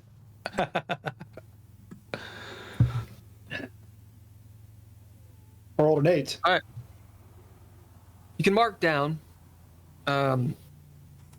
Lord George, liquid litmus. So you find a dropper bottle of labeled in Guo liquid litmus. This allows you to know the properties of different elixirs, specifically the different pigments, if they're poisons, what type of stuff they are. Would you roll Saul? 8. You also find some Lycia Onye. You can spell that however you want. Lycia Onye is a hallucinogen, among other things. It is favored by mystics, and whom are called weirdos or weird astronomers, for astrally projecting, or maybe they just get high. That's great. Winchester, what'd you roll? I rolled a number 9. Wow. You find some putty milk. Ooh. Don't get crazy. Putty milk. This is a milky opalescent liquid that's vitriolic enough to render metals into jelly. So it is very corrosive. It'd be this little paste, with a, we'll say an alchemically treated copper spoon that isn't affected with it. Yeah. And then what did you roll yourself, Saul? An 8. An 8. So, I think you get that too. We have 2 of those. So the bigger jar. It's like not the small Nutella, the bigger one. So that's what you find in miscellaneous, amongst the other bits and pieces. Kind of like a Ren Fair barrel. There's a bunch of stuff. There's like a wine bottle, and it has like some wine in it or some rum. As you're picking that stuff up on top, Winchester, Where are you on this ship? I'm probably taking a break from working all day. I can't Down remember below. what my First deck. boss's name is. What was It's his name? Aldwald. Aldwald. Oh, I thought there was a different wizard boss. I'm probably bad mouthing my boss to anybody that's just standing around, maybe guarding things. You know. Are you on deck or are you down below in the cabin? I mean, I'd probably be giving an earful to LePierre, just about how shitty everything is, and like how he's like working me to the bone. I've been on this ship for, I don't know, I've been on this ship for 3 years now, maybe 5 years. It's just really a long time to be on a ship. I just need a break. This is too much. Are you even listening to me, LePierre? As Lepid is, you guys will be on deck about, say, middle way. So just above the kitchen, you can hear and smell through the vents cooked, boiled cabbage. Above you, you know, people in the rigging and such testing the blimps. And we'll say, Lepid, you're sitting there with a mop. Fucking going, taking to task, cleaning, because no one is just sitting idly by, save for your mage friend here. Action's on you. What are you doing? Is it on me? Yeah. Yeah. Winchester. Can't you just make this mop without? I mean, don't you have a rune to just make it work by itself? Well, I mean, I could try it, but it'll blow us both off the deck. I'm sure. I mean, maybe I'll try it. Who even makes a mess in the first place? We're on an airship. I don't know. It wasn't me. I didn't do it. You see people running by with the little scrub things. Can I? The scrub things. What are those? Yeah. So if you've seen like any pirate ship or any pirate movie whatsoever, the crew is always cleaning the deck. Yeah. Oh yeah. Right. Okay. Because of spray or weather or whatever. Just because the master arms. Passengers are throwing up. It's a dick. Do what?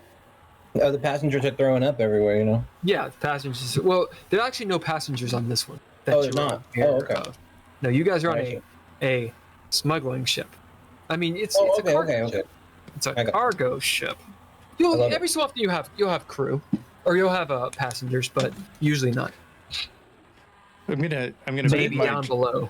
I'm gonna bid my trait sardonic to blow the broom off the ship, off the edge of the ship, to activate my air and fire ability. Sure. Yep. As well, and I'm trying to attempt it to sweep like in the Disney movie with all the wizard. and you're blowing it off the ship. No, I mean I'm gonna try to make it sweep, but it'll probably just blow off the ship. Okay. So you're trying You're to not going to blow the fucking ship off course? Like, I'm trying to make the broom sweep. I'm trying to control the little bitty area. There's what you're trying to do, and there's what you're end up gonna do. Okay. As you start weaving your magic, what is your control? 3. 3 is pretty good. You know that this is kind of like it's trying to eat your Cheerios with your elbows. All right. Yeah. As you can do it, but it takes a lot of concentration. Go ahead and roll your chaos die, which is a d6. Anytime you do Theurgy, you roll a chaos die. On Theurgy, you can raise that with abilities because you can perfect Theurgy. Magicka is almost always a d6. So if it rerolls a 1, it goes awry. Going for it, baby. Oh shit! I rolled a 1, but On your d6? Yeah, I'm on my d6. Yeah, doesn't matter. Blows up. Okay, but I rolled a bunch on the other ones. I rolled 3 more. Doesn't matter. Nope. Okay. Chaos die. That's a mishap die. If you roll a 1 on it, you have a mishap. Now you can spend a proficiency to re-roll that die. I'll spend a proficiency to not blow myself up on the first turn. Yeah. All right, so I'll re-roll. Lepid, you feel that gives you a success. Lepid, as you feel successes. You feel this gust of wind billow past as someone's, maybe a couple people's hats fly off. One guy hits the rail. Whoa! Thinking it's like a rogue crosswind. It's hot air from the Myri'i expanse. It's daytime. The desert is boiling. Off in the distance, you can just see forever. You can't even see the sea. Okay, the Myri'i expanse is it's expansive. You can see dust devils and whatnot going. As this happens, and the broom takes a turn, but then instead of blowing people off, Winchester is able to, almost like a puppeteer, like lasso it. You see these like lines of magical energy scintillate in the sun as he's sweating bullets, but is actually mopping the floor from afar. I'm impressed. Nice. I guess I should be careful what I ask you for in the future. When you have the power of light and the universe at your fingertips, you should. So people are walking by, giving you a good berth or breath. You have the power of light and the universe at your fingertips. You see his fingertips. Well, mostly air and flame. Well, I saw that. So, Winchester, you have gained a narrative point. Do you want to spend it now or bank it? Yeah, I'm gonna spend it to say that as I'm sweeping up, maybe my boss Oddwald walks by and says something along the lines of, "You should be working and not fucking around." I love that. You'll see Oddwald, having just done his rounds on the engine, burning the sacraments and such. He's sweating too. This ship has protective runes on it, so it does climate control a little bit. In the atmosphere, you have a little bit more air, a little bit of shielding from the elements. Not a ton, but a little bit. As he wipes his brow, you see him over the broom, all the way to the back of the ship, near the engines, and he locks eyes with you and you see his eyes like doop, doop, doop, doop, doop. His face turns into a big frown as he beckons you forward. All right.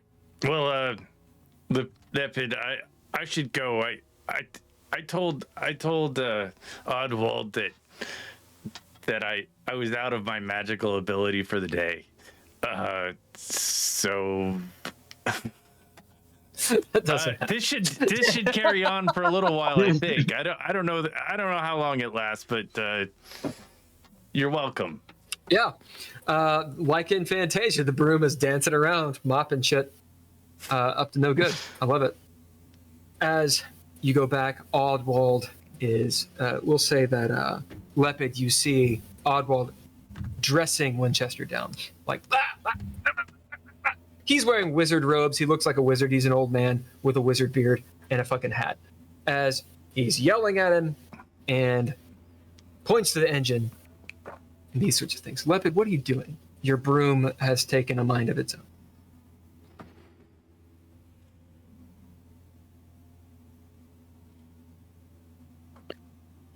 I, Lepid,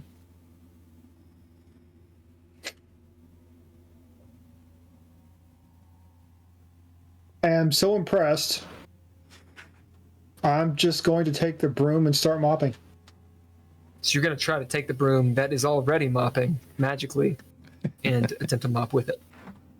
I figure I could look like I'm doing work. I figure I could look like I'm doing work, but it's actually mopping itself, right? I see. She's just holding on. Oh yeah, just very lightly, and I'm just gonna let it lead, you know, let it do its thing. So I totally look like I'm doing a lot of work, putting some real effort into it, but no, that's yeah. As you're letting it lead, it's like one of those self-driving lawnmowers. As you're kind of like, it's great, and the night is gonna wear on a little bit this way. George, you've climbed up, or have you gone back to the cabins with your stash? I've gone back to the cabins with my stash. So you go around the kitchen. Easy to do. You can go around either way. Get back to the cabins. There's, what are they called? Not satchels. Hammocks. Hammocks. People in hammocks here. The crew goes in pretty tight shifts. Here and there, you hear pirates yelling up top, different orders, and again singing a different shanty. Kind of never ends. As you find your bunk, and what are you doing? I am taking one of those onsen Liz onion, whatever the hallucinogen is, and gonna take a nap. Yeah. How much you take of it? Just one vial. Oh, I only have one vial. Yeah. So any vial of anything has about 3 uses. Do you take it all, or you take only one? No, just one. I gotta make it last. Licia Ogne is a dark, oily tincture that smells of vinegar and cheese. Surgeons laud it as an effective anesthetic, its original purpose. Weirdos and mystics alike swear by the stuff as the go-to method for auguries and divinations. Applying it to a wound will numb things so you can't feel them. It's addictive, and it's very, very difficult to free yourself from it. Do you drink it? Do you sniff it? What do? You put like ether and put it up? How do you actually administer this? Yeah, there just are like a little sip. Better ways than others. Oh. Yeah, I'll just take a sip of it. Just to take a sip. It's addictive stuff. So the book is from a character's perspective, a guy named Cedric Kidder. It's addictive stuff and terrible to free yourself from, so I wouldn't recommend drinking it. If you do ingest it, however, the substance induces a warm feeling all over the body, accompanied by hallucinations. So you are now hallucinating. Some Zens, or people, denizens, say these visions are more than just phantoms of the mind or truths and premonitions. However, your wits die is reduced 2 steps. So your wits goes down by 2 ranks as you are high. However, your mind die is boosted 1 rank. So what is your mind die? 6. Okay. Or 5 now, 6. Yeah. So now you have a D12 for your mind, but you have 2 lower for your wits. And this is temporary, usually. As you sit back in the hammock and feel the warm feeling, the horrible taste in your mouth, which you probably just have either gotten used to or whatever, as you feel the ship gently sway back and forth, you barely hear the distant thunder. The rest of you hear the thunder.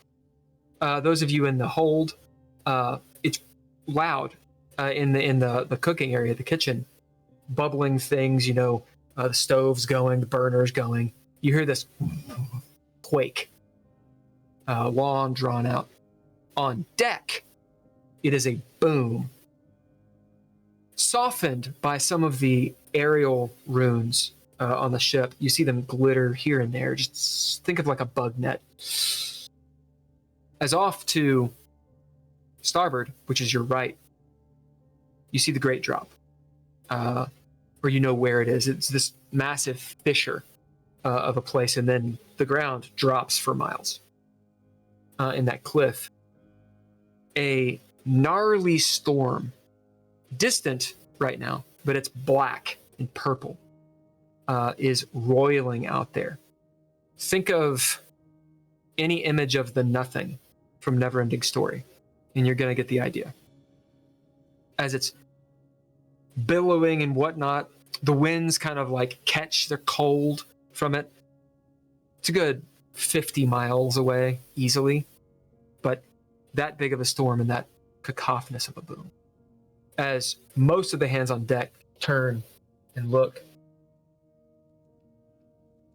Winchester and Lepid, you might find yourself for a moment taking a glance over at the captain's door, noticing it's closed, but not locked. What are y'all doing? Action is on you. I dare you to knock on it. Now you're all the way back to the engine. Oh, am I? Remember? Oh, I thought you said I was. I ran for cover when I heard the thunder. You're on deck. You're on deck as well. You're just at the back of the ship. He's in the middle of the ship. Oh, okay. Well, I probably make sure the ship's okay after the lightning and notify Oddwald. Try to speed us up to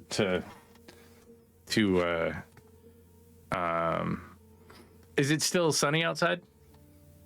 Yeah, everywhere else. Well, I will bid my starting There's trait clouds and shit, but light of the sun to kind of and to activate the air and flame to kind of speed us up a little bit to maybe. Okay. Yeah. All right. That sounds great. As you're pulling the energy from the surroundings, roll your d6 chaos. Okay. Not to see if I got a 2. Hey, that's not a mishap. All right. You do not need to roll or to throw down for this, as Okay. you're a mage. You're very good at this. You get magical control 3. As you pull this energy in, you see the runes light up. The different offerings to the various octet, fruits for the cow that are sitting there, wasting away. Like a slab of meat and spices for cornucopia or the Blue Queen, various things, like a couple musical instruments for song. They start smoking and darkening as you're using the fuel of those offerings as well. And the ship, you can feel it almost like kick up against the wind and start sailing past, gaining distance from the drop.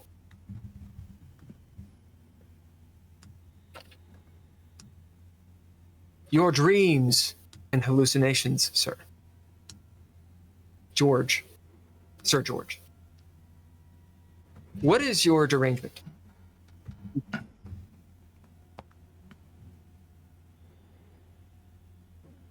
Like, where do I put that? Should be on the front. Yeah. Like, what do you mean? What is my derangement? Like, Which is the one it would be. Oh, okay. It was dissociative. Awesome. As I won't tell you how you feel, but there is the sensation of floating. You are in an airship in a hammock, high as a kite, of otherworldliness, of maybe even an out-of-body experience. You find yourself, you wake up, the ship is seemingly empty. No one is in the cabin. It's dark. The hammocks are swaying to and fro without stopping, almost like a pendulum. And there's a creaking going back and forth in sort of a sickening, dizzy way. You can see out some of the portholes, clouds roiling around in sort of a cool mist. The action is on you. I see something in the distance, but I don't know if it's real. I feel like I should warn the others, but I'm in a mental state, so I don't know if that's a good idea. So I'm gonna try sound sane. Go find the others. Okay. You pop out of your hammock and notice that it seems like you have command of your functions or your body, and your mind seems pretty clear. There might be the question, how long have you been out? How long the air is cool. No idea. You don't know.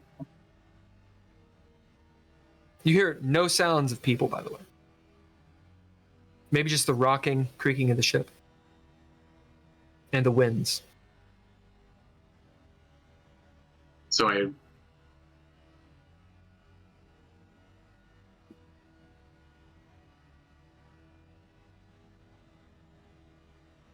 feel like a piece. Sorry, that's my my Zen zone is when nobody's around. But yeah, I try to search the ship. I gotta search the ship. Sure. Where do you go? First place I'm gonna go is the kitchen. Yeah, you roll into the kitchen. I knew that was the last people. You notice the flames are still on. Things are boiling in the water, but the flames are blue and purple, and there's no heat coming from the kitchen, and there's no one in it, or no one obvious anyway. Can I would like to bid my trait of analyze and analyze the kitchen to see what is going on. Sure. Bidding analyze. What is how do you do this? How do we see George doing this?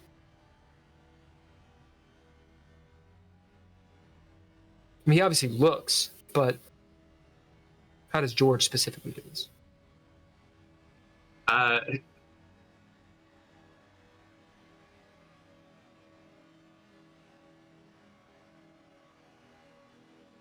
have a pair of glasses that allows me to check for detectable traces of magic.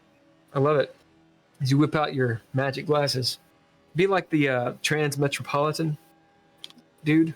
Got like the cool glasses. You put them on, start seeing in prism. Looking around, there's obviously magic going on, like waves of it. Whoop, whoop, whoop, whoop. Like putting on the One Ring, except Technicolor. All through here. It's moving through the ship itself. As it dawns on you, this is not corporeal.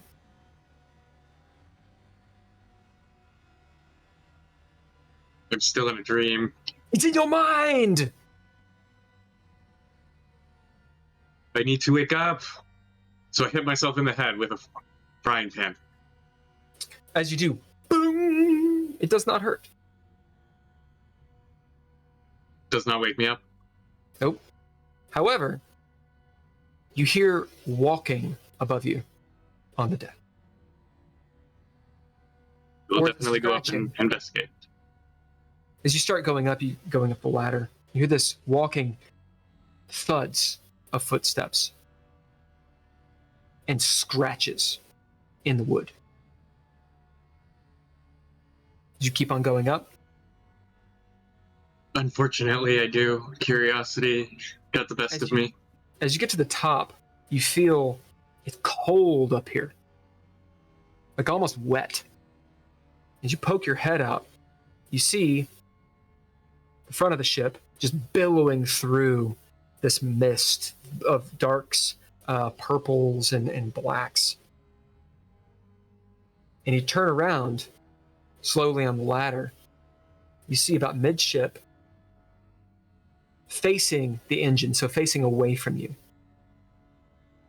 a beast who has backwards facing legs, claws, dug into the wood of the deck with this ragged, billowing cape type thing. This thing's hunched over. Its height is difficult to garner, maybe 9-10 feet tall. It's got one arm knuckled down. It's sort of like propping itself up and it's studying the engine. What do you do? I'm just gonna slowly go back to my bed and hope As you that this is true. Whoa, what do you bid to do this Uh,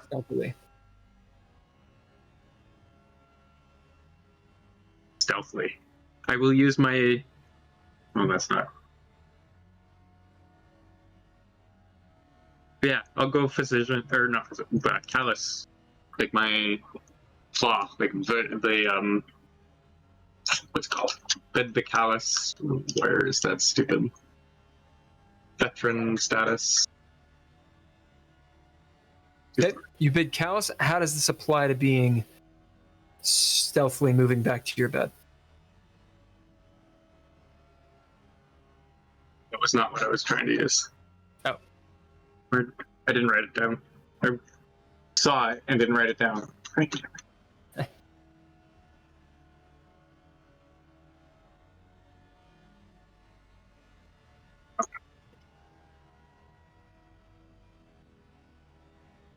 Where's the book thing again? There we go.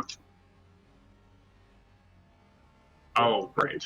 I could see that being callous would help though, because you could be like pretty used to delirious hallucinations and just be like trying to push it out of your head, and so you're just like whatever, and you're very natural in that, so that no one notices you because you're just like doing what you know how to do really well, which is ignore crazy shit that you see while you're hallucinating.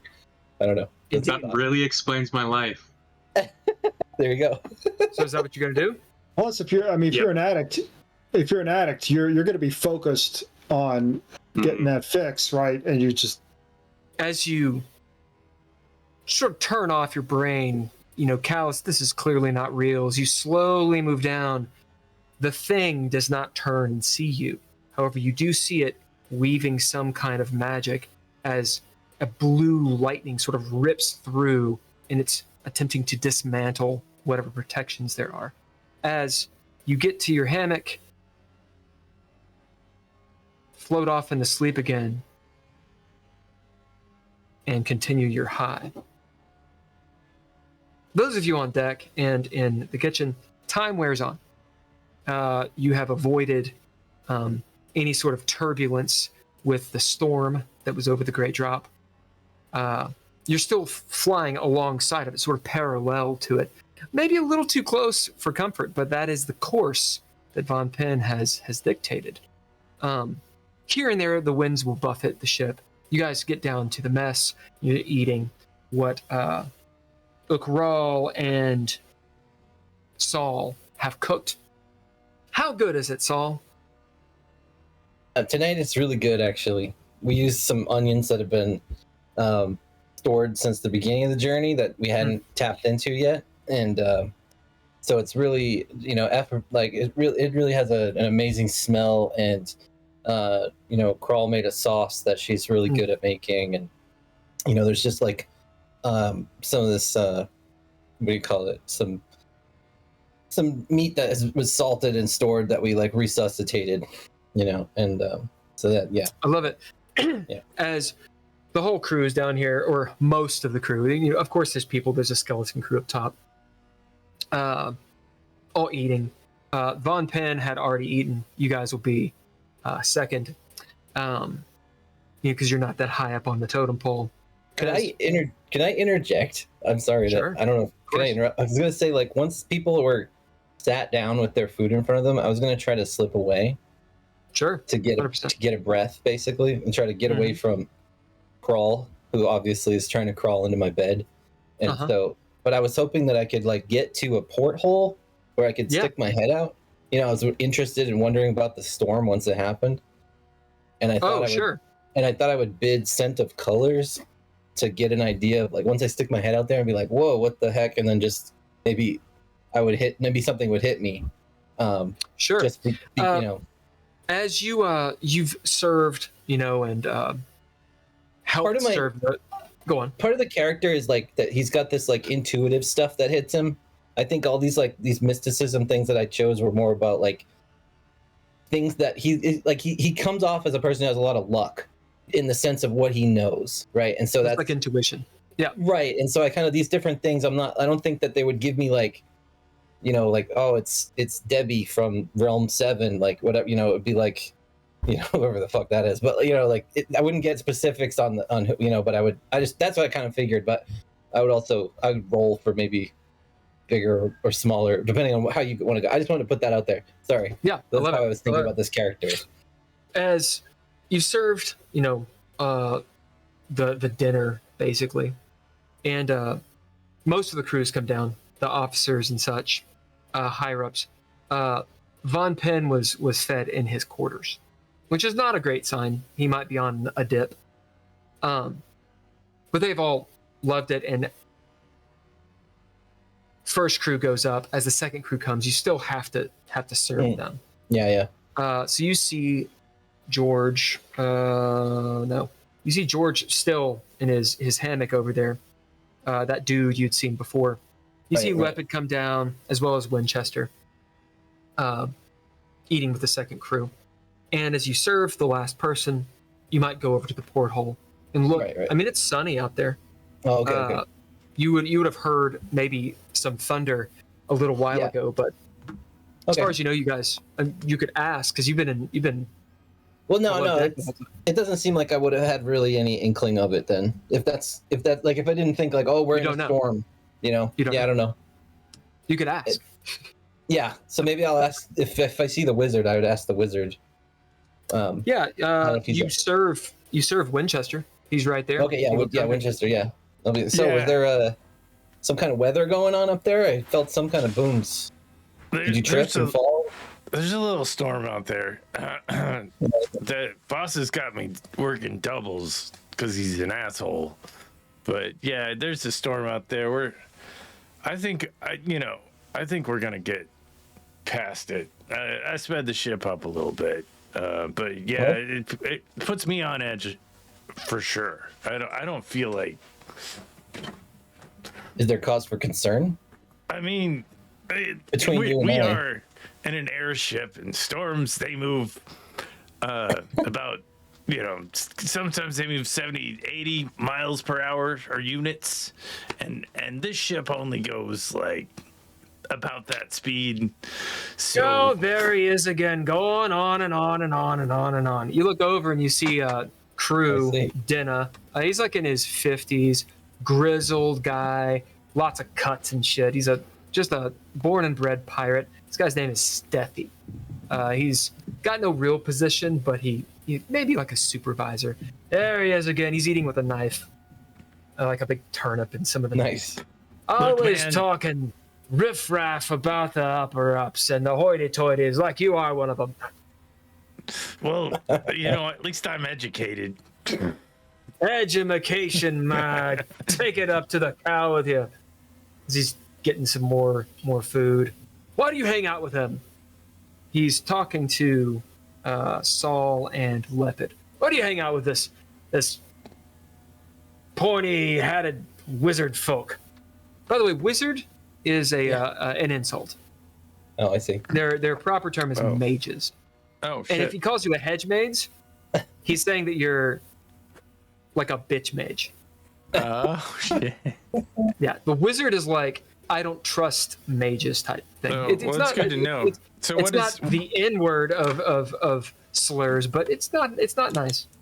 My little to keep your eye on a hedge mage other than to talk to them every once in a while. Do what? I said, I'll tell the guy, I'll say there's no better way to keep your eye on a hedge mage than to talk to him once in a while. More ale as he's hedge mage. I'm no basic hedge mage. I fly the ship.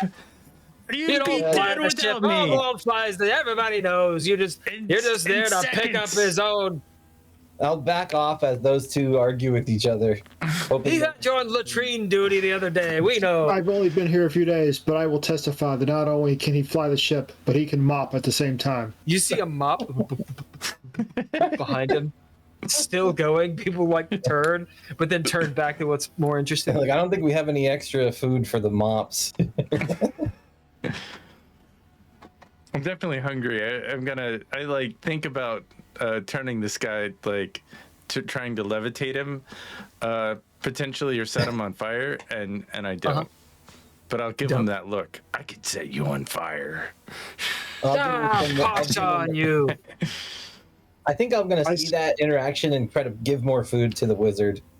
I'm so hungry. You know, I sit down, be like, "Oh, it's all fun," and like, "Here you go, eat more, you fat shit," or whatever. I don't know. I sit down and I take a vegetable or something, and I start trying to bite it off, right, in chunks, because I don't really chew. Slowly biting it off with my longer neck. Several people are looking at you do this. Yeah, yeah, and I might have another piece in my prehensile tail. Wait, are you lizard? Yeah, he's a Zunt. He's a Buteau, aren't you? Well, Yeah. If you're Buteau, you don't have a tail. No tail. Oh, well, I guess I don't have a tail then. Yeah. If you're Ophidian, you can have a I tail. would have eaten it. Yeah, if you're Buteau, you're like a stout, thick, dragon-looking motherfucker with like dry scales. If you're Ophidian, you're more of like a lizard man with a prehensile tail. Well, I'll sit next to the Buteau. Yeah, be careful of that guy. He's a racist. There's a character race in Skyrim that's like lizard based, right? Kind of has. What a vibe. Skyrim! Oh, Stuffy is still eating. definitely wasn't talking to that guy. As Stuffy. That's the guy's name. As dinner wears on a little bit, it's becoming dark outside. Those of you that have seen him, George is completely out. If you were to walk over there, although you don't, it's sort of a cutscene of him having like sweat through his entire hammock. And we're going to see if, you do more than that. So what do you bid to not shit yourself? And or start choking on your vomit. Terrible. Like a true addict. Did you sleep like this so you could just puke right over, or are you on your back? Like a noob. Well, like a seasoned apothecary, I am going to brew a potion to quickly recover. Well, you're out. Like you're completely unconscious. So you could spend a pip. Mm-hmm. You could spend a pip because saying, instead you did do that. Yeah. Oh, okay. Does that potion to help you recover completely also feel really good, and you can not do it anytime you want? No. So all of you do have one pip, and you do have one narrative point. Everybody starts off with that. I didn't say that. So you can spend a pip to say that maybe before you took the Licia Onye, you took like stomach buffer or whatever it was. You've done this before, and you're sleeping in such a position to where you're not going to choke on your own vomit. It's just incredibly hard on your body as you're sitting there shaking, totally out of it, sweating bullets, sweating through this hammock in a fever dream. The night wears on. It is nighttime. Night shift is out. Anyone who goes on deck in the distance, you can see as you guys are going parallel to the Great Drop. Now and then, the distant storm, pissed off, lightning bolts, distant thunder. Who is up during the night shift? Or is anyone? It would be. Okay. So I'm interested in rummaging through the George is like not even rummaging, but just like going and checking out his area and seeing if there's anything weird about maybe items that were left about. I love some good PvP. But who else is awake? And we'll get to that. I'm probably like the night assistant captain. Right. I don't know. You're a low level mage. You could be like you're the assistant. You could definitely be the night shift mage. That would work. Night but shift mage. You can't pilot the ship. Yeah. The night shift mage. All right, yeah. So you're night shift mage, night shift engineer. As you're up there, making sure, every so often you light the fire and make sure it's all these things are together. Meanwhile, your sous chef, Saul, is rummaging through George's shit. Crew are all sleeping and whatnot. George, how do you wake up? What do you bid to wake up out of this dream?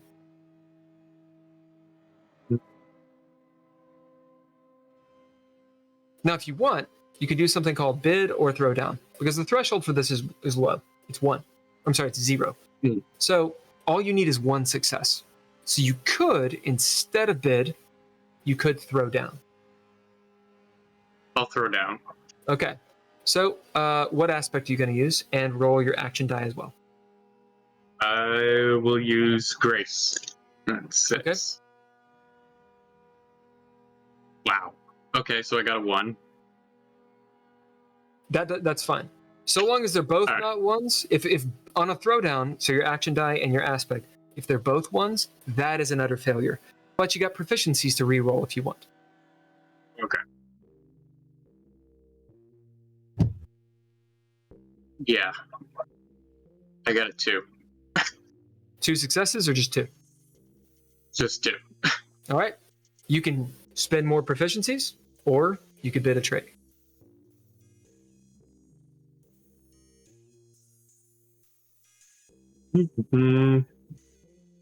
I'll bid the burning trait. Yeah, I love it. Your soul is enough. It's strong enough to just wake you as you will start to come out of this dream. That as you're coming out of it, maybe not fully aware yet, there's something different about this. This is a nightmare. This is something that's holding you hostage as you realize that you've had the same dream over and over and over and over and over and over and over.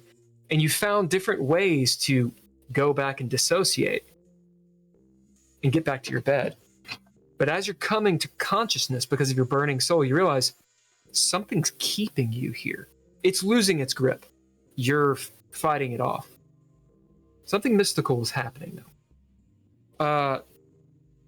Saul, how are you going through George's shit without anybody noticing? Or are you just doing it?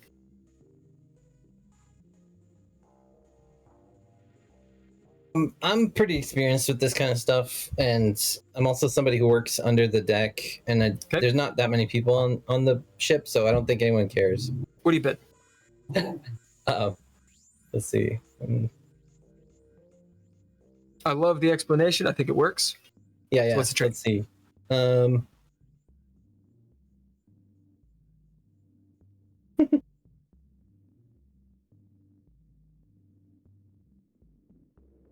Let me see. Guess like I'm gonna bid my criminal gift. Can I do that? I love it. Is that how that works? Yeah, you're a fucking criminal. As you go over. That is what I'm people describing. sleeping. Yeah, I'm a gifted criminal. You roll in and you pick up his bag and walk off. Nobody says anything. As you're sitting there looking through his shit, Saul, you are sorry. Yeah, George. I don't know why I have you guys' names. I think I have your names written on the wrong ones. It's all good. George, You have mixed it up a couple times. It's all good. you are waking up as you see it is dark again. The hammocks are swaying. You're completely sweat through. Oh no, you haven't. Oh, but then you hear wife on the ship. You hear distant thunder. Looking down, notice that your bag is gone. Ugh, it's happened again. This is why I keep on having to do these stupid jobs. As it's easily been like 10 hours. So I just walk out and just treat it as if day as usual. Not gonna blame anybody. It's my own fault.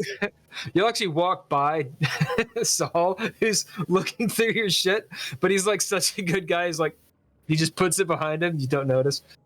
You find yourself on the deck.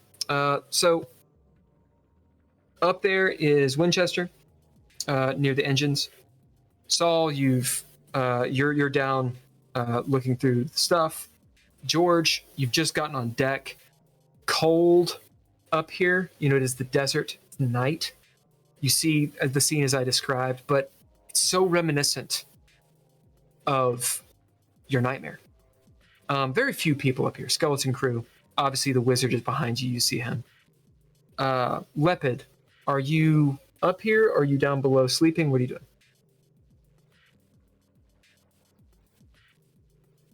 Lepid is Hulker.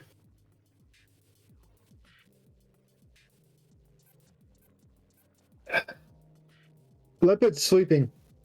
Okay. But down. Yeah. You're down on the first deck, curled up into a little zinth ball. Okay. On deck. Actions on you two.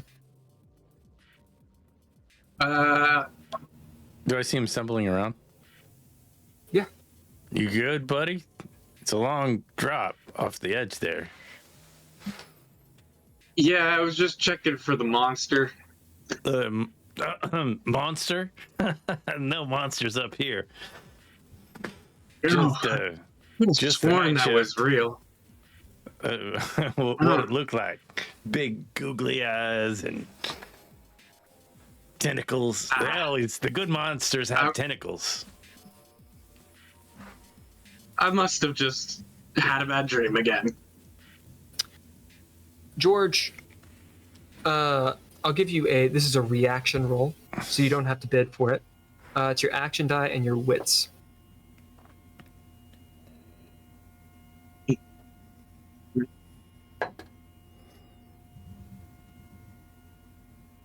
There it is. Okay. 6 and a 5. So that is 2 successes. As you will get a narrative point because threshold was 0. You happen to notice, so you're looking at the back of the ship. You're talking to Winchester, where the engine is. Off to the right, you've got the poop deck. That's to describe. Here's the engine. There's 2 stairs that lead up to a top deck. That's the poop deck. It's where the big wheel is, where you drive the boat. First mate's up there. It's also where the captain's quarters are. You notice captain's quarters, the lights are on. The door is locked, as in the special lock is on. And there's a note that says, "Do not disturb." You've been told that every so often Von Penn will be asked to be locked in his room for some reason. Never to open it or disturb him when that happens. As you notice, the first mate is up there driving. And you're continuing a conversation with Winchester. Has anybody checked on the captain lately? No. Why? Oh. It's just locked. That's all I wonder. Maybe good idea to know what's going on when it's locked.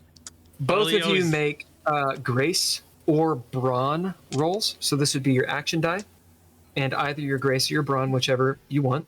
Are you bracing yourself? Or are you just using your balance? For the Zoots, it would be the same thing for you.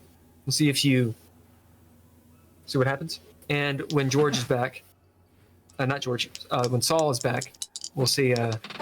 Saul, go ahead and make I'm just saving the eating.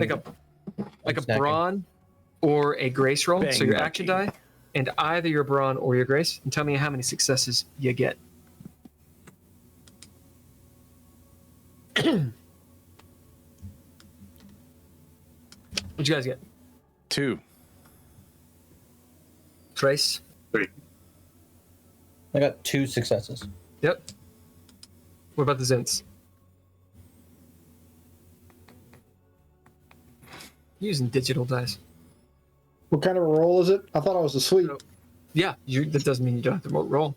Make your action die, and either brawn or grace.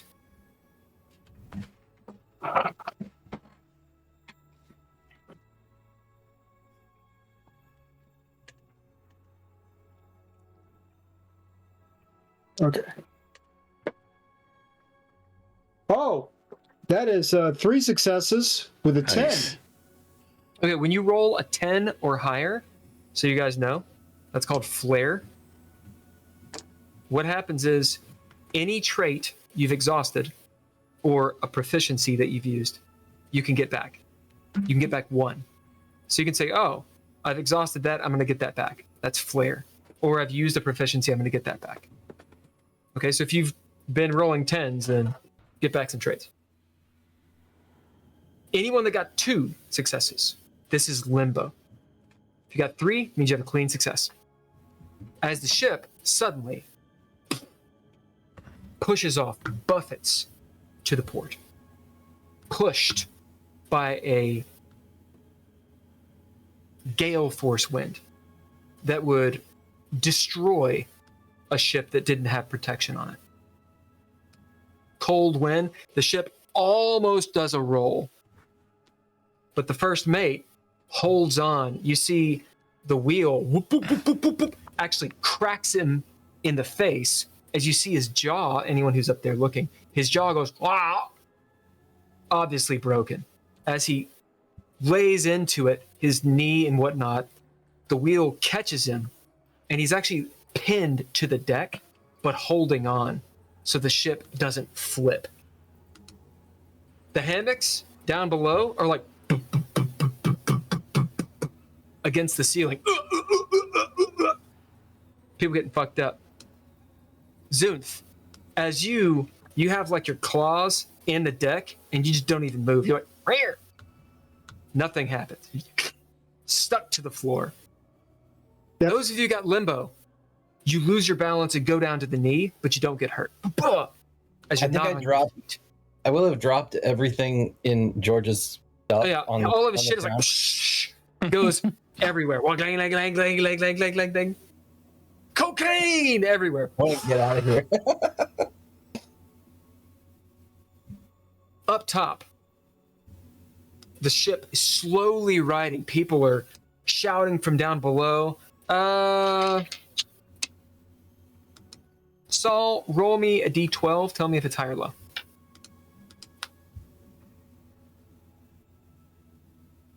Low. Low? Yeah. Okay. When you roll it, call high or low. And then roll it. Oh, I see. High. 12. Awesome. As you see, right past you, George, one of the crew, is backpedaling. And he's going to go overboard and fall to his death. What are you doing? As you are able, he's right next to you. I would bid. Well, I'm leaving him alone. Oh. This is George. Saul, you're down below. Oh, yeah. I've already I'm running up to the first mate because I saw him get his jaw broken open, and I decided to bid my physician to go help. I see. So you ran up that way. As you see this guy go past you.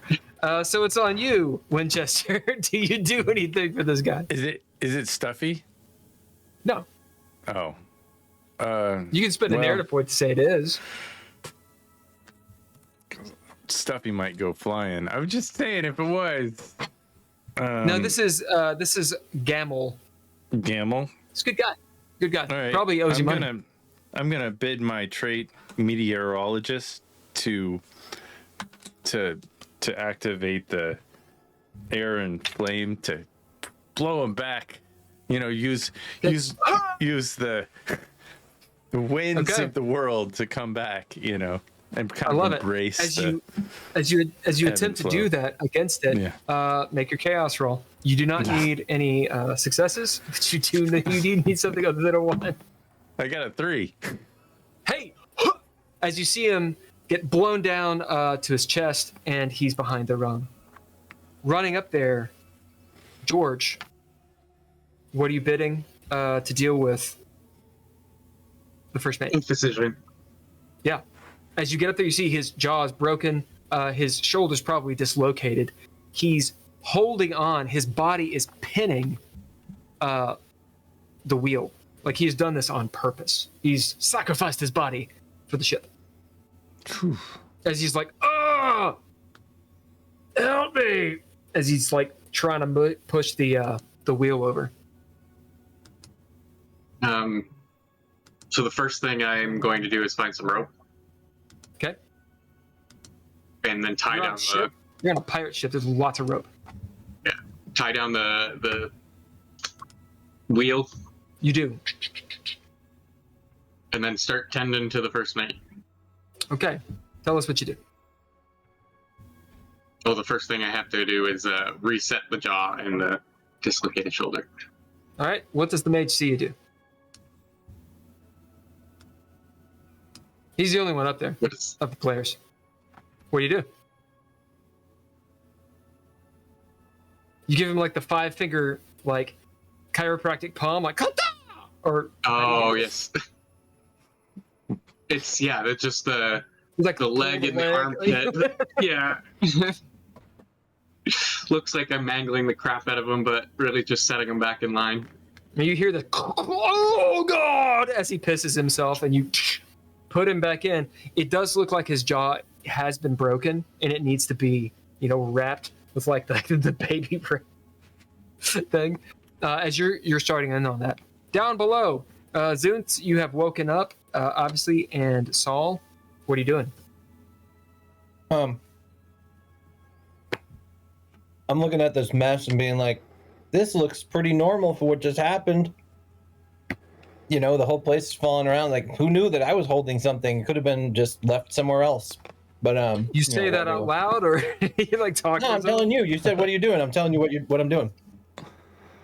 I'm just thinking that, and then I'm going away from the place where I was sniffing around.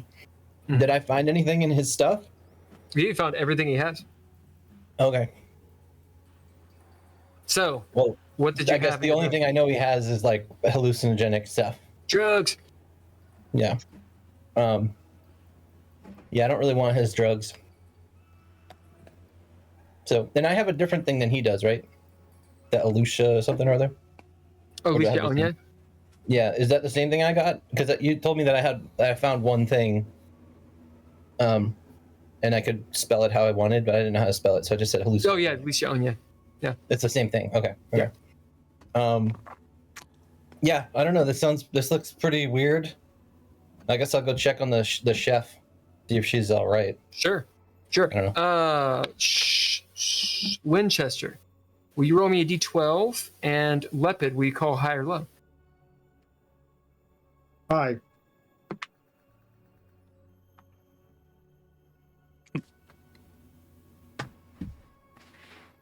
As you're looking around, people are groaning all around you. Some of them are like getting out of their hammocks, bloody faced, as they were like literally slapped up against the hull of the ship. Few people are crying, whatever. As you walk by, they, act like they're not. What happened? What happened? As everyone's wondering what's happened. You go past the kitchen, Saul, and notice it's just in complete disarray, like a food fight all over the place. And you don't see Ukral until you turn around and see her leg. She's leaned up against the wall, and there's a knife through her chest. Okay, I'm gonna keep walking and try to go up on top of the deck. As you see this, we'll make a sanity roll, since okay. It's pretty casual. All right. How often do you see death, destruction, this sort of mishap?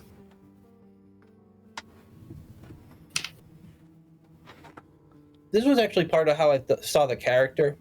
There was this there was this thing that I was reading in one of your. What was it? He's fairly used to it. That's cool.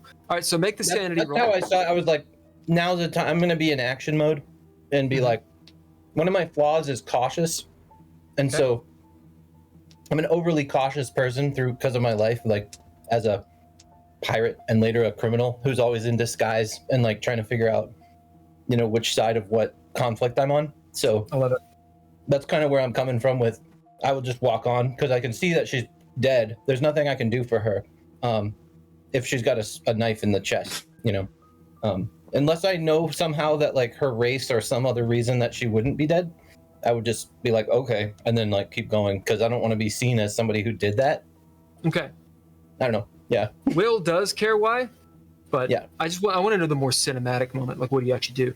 Now you could potentially bid to know if you know something about, is she like Ukral the seventh risen or something, or is there something you could possibly do? You could bid for that, or you could bid to move, or however.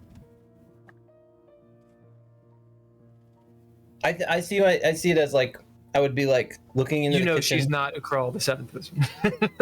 Sorry, what? Oh, she is not Ukral the seventh risen. It would be kind of cool though. Actually, it would be really cool. Huh? Yeah, you don't know. I don't know if she is or not. You have to bid for it to see if she is. Wait. It's not Ukral? Yeah, it is Ukral. It is. Oh, okay, it is. You just don't know she's died 7 times. Right. Yeah, like she's got some 9 lives shit. I just feel like I would be looking in and being like, huh, okay. And then you move on. All right. Yeah. As you move on, make a sanity roll. Okay. It's very low threshold for you because of all the things you said. Threshold is 1. Let's see. Let's see how much I like her. So you need at least 2 successes to get a clean success. Okay. You need 1 success to get limbo. Okay. So and your mind. Yeah. Mind and action. Okay, cool. Thanks. All right, I got a 3 for the mind and a 5 for the action. So how many successes? That's 1? That's just 1. Yeah, that's just 1. All right. So you whoa. Did mine? Your mic just went like fuck you.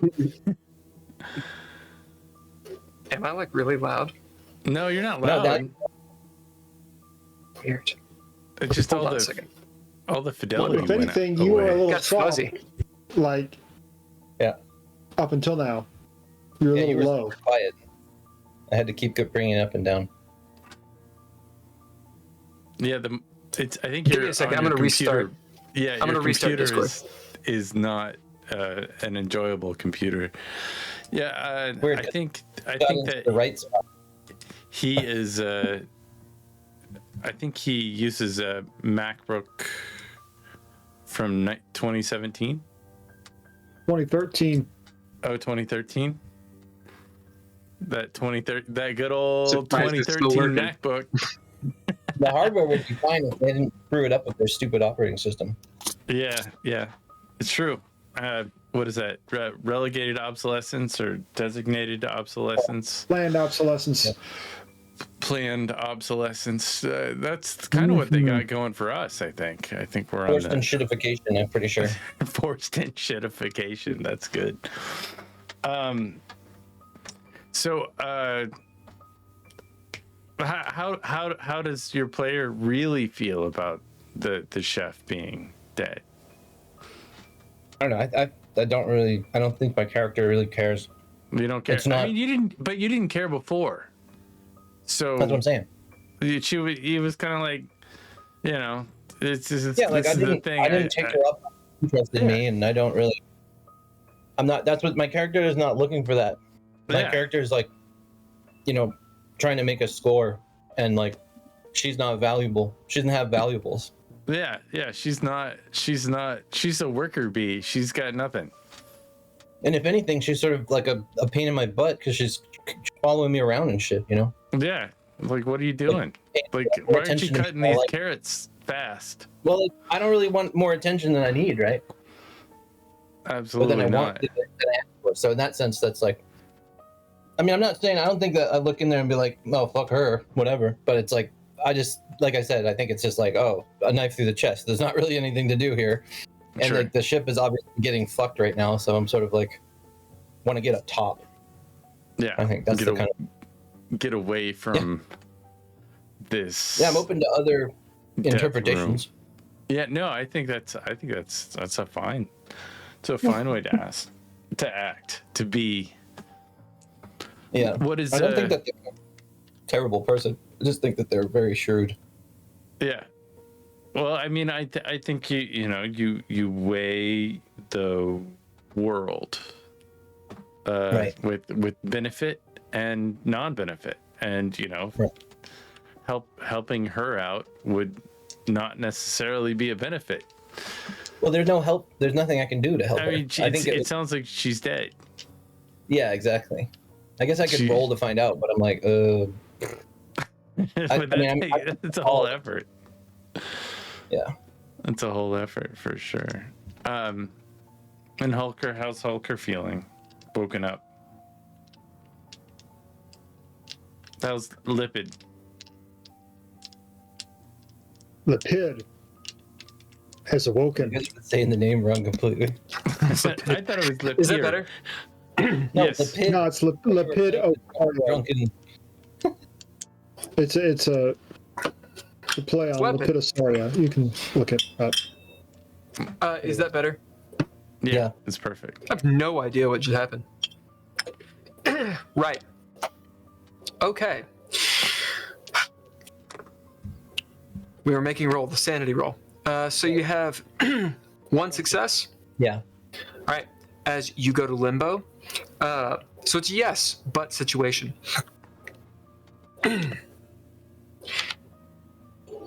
You'll take a flaw. You don't gain a derangement. However, you do take a flaw. This is by and large up to you. Something along the lines of kind of like what you said. You looked in, you did care to see where she was. And when you saw what had become of her, it was them's the breaks. Right. Something along those lines. So you get that trait. It is a flaw, but you get that from this. There was one that's in the thing that's like this. It was something about how you see. I'll try to find it too, but I think we'll just say like I don't know, somewhere between the hardened and the cautious. But there's some other things. I just went into the future and out of the future really. Yeah, I was expecting you to drop out. Was that like? Yeah, it all just went. Yep. Dude, what the hell? Your My computer is this piece of shit, man. It's so What? bad. You said it's from 2013 or 2017? 2018. 2018. Oh. This is the newest one I have. The 2013 is amazing. It's still fucking running. It's great. This one though, Jesus, it's awful. Does it run Discord okay? No, no, it runs it like shit. No, the 2013 one. It runs it okay. Yeah. It just doesn't do this bullshit. Yeah. I think they discontinued 2018 MacBook Pros for this reason. Like they were like, we need to get the better version of this. All right. Yeah. Mercenary. Go on. One of my mercenary gifts is worldly. Yeah. I think maybe that's the thing I read, and I was like, oh yeah. Like actually, Yeah. no, I took pirate, but maybe I said worldly too. Let me see. I'm just trying to check because I think you did get worldly as well. It is worldly. Yeah. So like, it says you're as shrewd as you are wise. So I was like, okay, that shrewdness really is like, Yeah. pretty tight. So that's what. So That makes sense. I'll try to. I think the flaw should be shrewd to the death. Shrewd to the death. That sounds great. As you make your way up onto deck and see the ship is righting itself, you note the captain's quarters. The light is off. You just happen. He always has the lights on. The oil lamps and such. And you can see the mage, Winchester, and then up on the poop deck, the control deck, you see Saul administering aid to the first mate, who looks pretty jacked up. Tough, but pretty jacked up. George, not Saul. So it's storming. Is it George, Jesus. Now I can't fucking... What? There's a storm happening when I get up there? No. Like it's not a beautiful day right now, right? No, it's nighttime. As Right. you look off to starboard to the right, and you guys are parallel to this sort of fissure, which is the Great Drop. So, Right. yeah. And then over the Great Drop is a storm, almost localized, like it doesn't want to move outside. Interesting. Okay.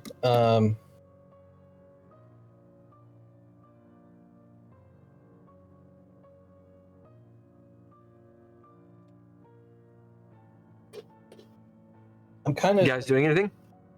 Can I perceive the ley line? Sure. I kind of feel like if we're near the drop, that seems like kind of notice like a thing to care about or something. Maybe. Sure. Yeah. The Great Drop, is it's a very dangerous place. There's a lot of mystery about it. People don't go in there and they don't come back out. So what causes the weird weather? What causes just the strange in general? Lots of lore and mystery. Who knows? Are there ley lines? Probably. I want to kind of like open up. I want to check my spidey sense. Whether that's like. Sure. The scent of color. I think scent of color probably makes more sense now.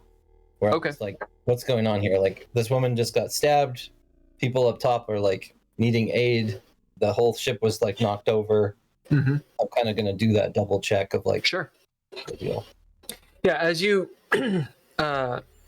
bid scent of colors, just sort of like taking a taste of the wind. It's always a strange ritual.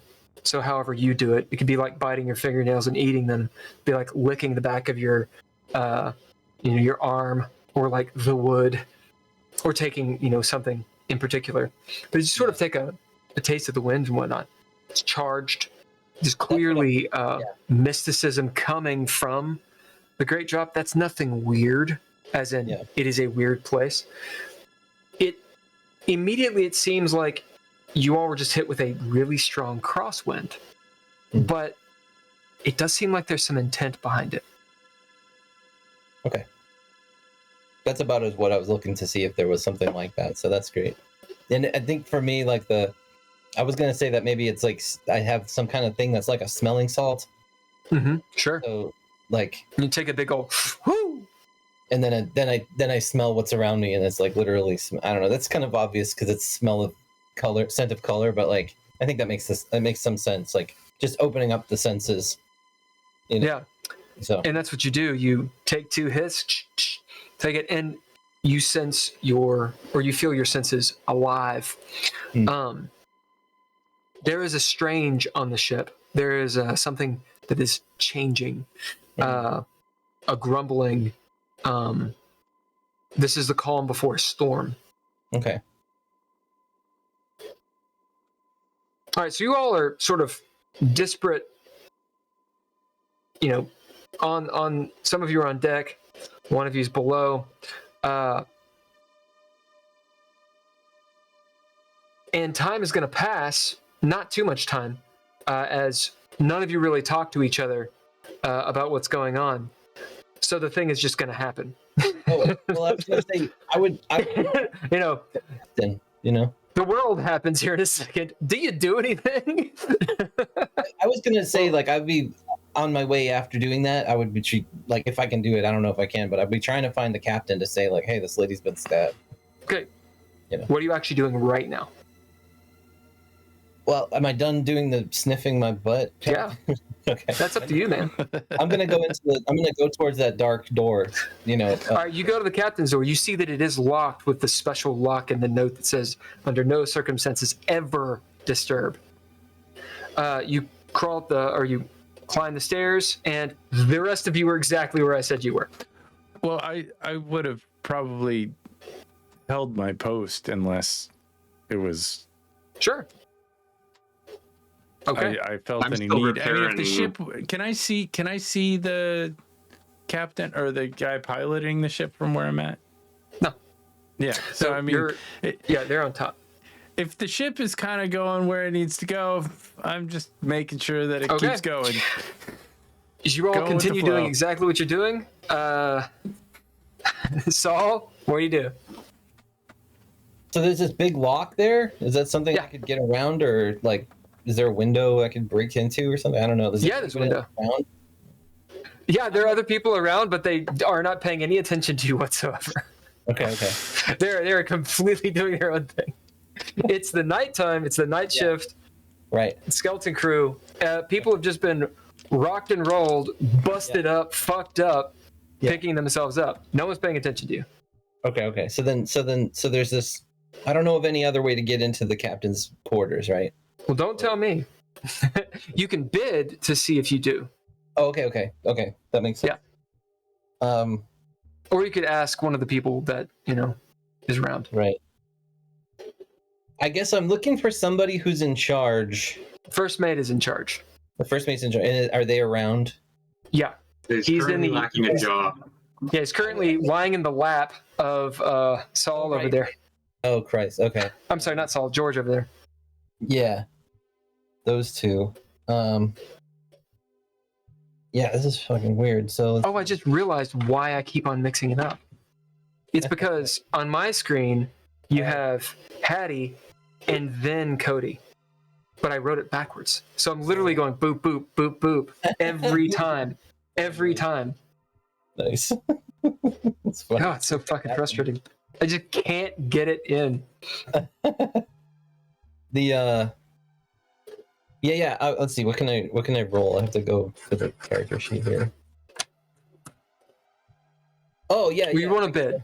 Maybe you want to bid. Shandor slip to like get. Yes, you could. Yeah, Shandor slip will. Okay, so you're gonna activate Shandor slip. For this, you will need to actually throw down. Yeah. And you get a chaos die as well. So chaos die first. Chaos die is a D6. Do not roll a 1. Okay. This is great. Let's see. 3. All right. That's all right. Chaos. So you have to throw down. So you there's no chaos there. Okay. Shandor slip. You're just trying to poof, basically Nightcrawler in. Yeah. Which you can do. It's not exact, but you go by intuition. Usually you're pretty good.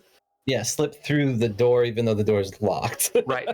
Okay, so to pull this off, you need 2 successes for limbo. So the threshold is 2. Okay. You want 3 or more. Okay. So and what am I rolling against? Which number? So it'll be your D10 and your mind.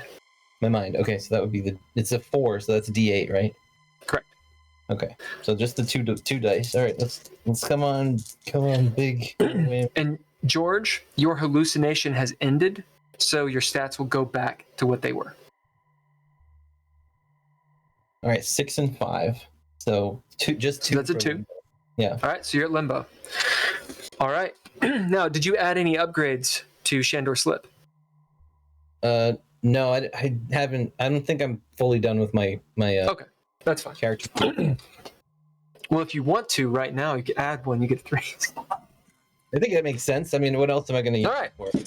So hit that upgrade. Okay. Boom, gives you an extra success. So clean success. You turn into sort of a smoke as you're able to. Actually, why don't you describe it? You describe how you do Shandor Slip through this door. So actually, in this case, like, I grab the door handle like I normally would to open it, and I actually pull a smoky door out. And then as I walk through the smoke version of the door, I turn into smoke to get through the other side. I like that. And we'll give you a narrative point for the cool description. As you move through, it's completely dark in here. There are some windows. You get some of the moonlight, starlight, and whatnot. This is the age of Paragon, so there still are stars in the sky. Okay. Good to know. There's 3 moons, although not all of them are out. We'll say Ariane is out. That's the purple moon. Normal stuff. I am a weird astronomer. So I would talk about the age of Paragon. Yeah, stars are out. Ariane is here. You would know that the chasing is about to start, where Name, the blue moon, will come up and chase, quote unquote, Ariane across the sky. There's festivals and whatnot, and a lot of portents to those sorts of things, but nothing obvious yet. If I can keep going, I'd like to. Well, 1 moment. So that's Saul. Yeah. Winchester.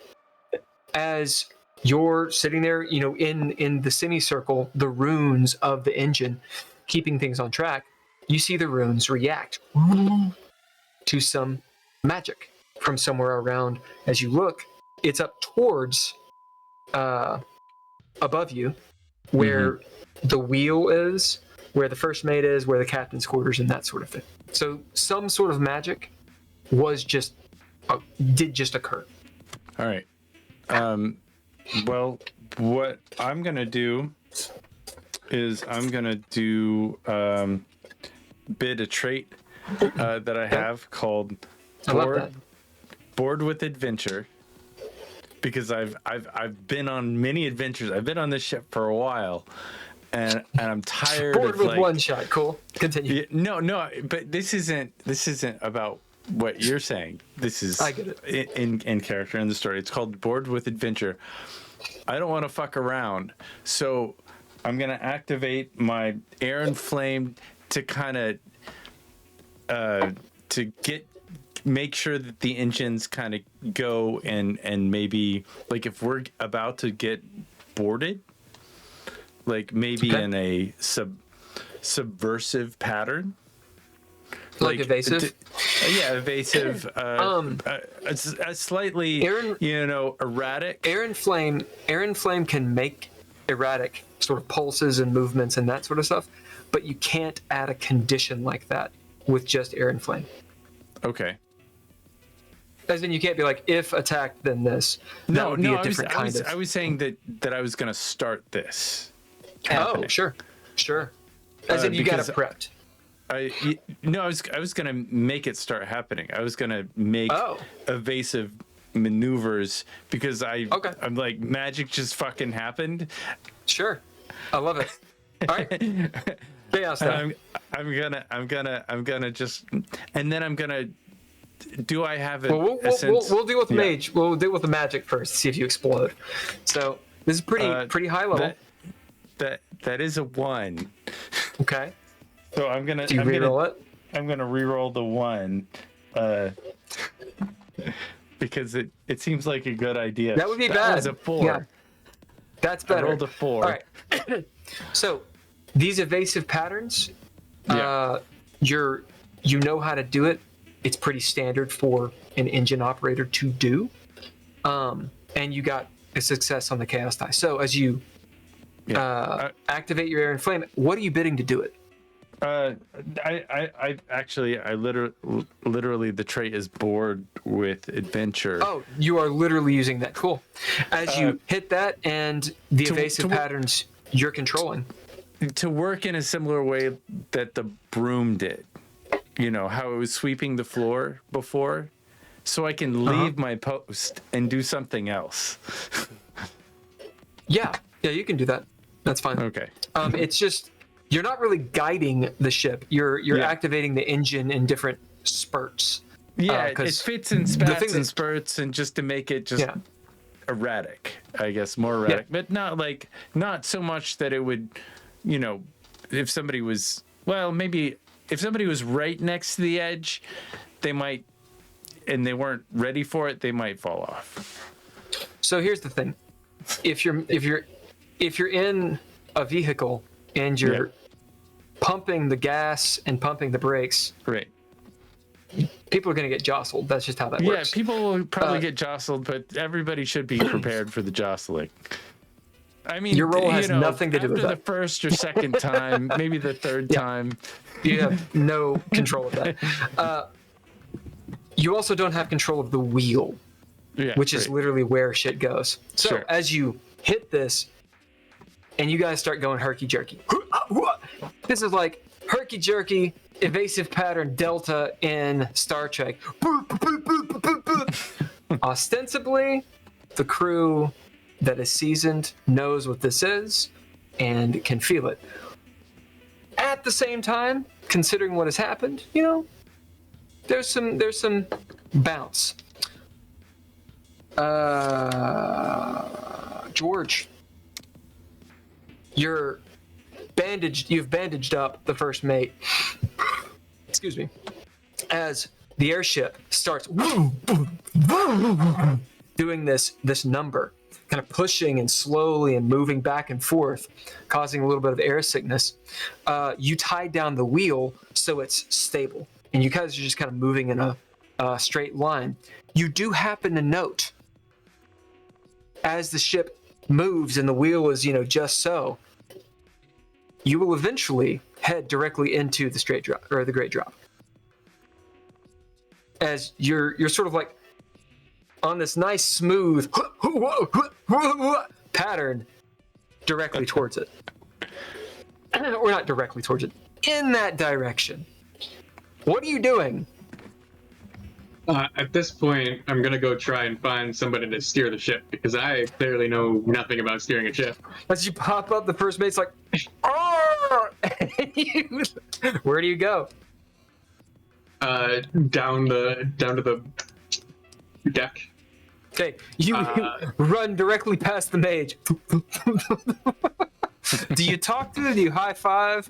You turn back to back so you don't see each other? Okay. You be the engineer of the ship. What? Yes. What? You are the one who can steer this ship. Now get up there. What do you mean steer the ship? That's what the first mate is kind for. of incapacitated. Oh shit! Incapacitated. Well, where's the captain?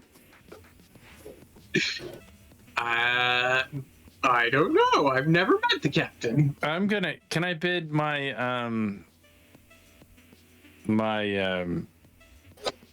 I don't know, nature? Fuck. Can I For bid what? my? Is that your nature? Can I bid my trait sardonic to For what?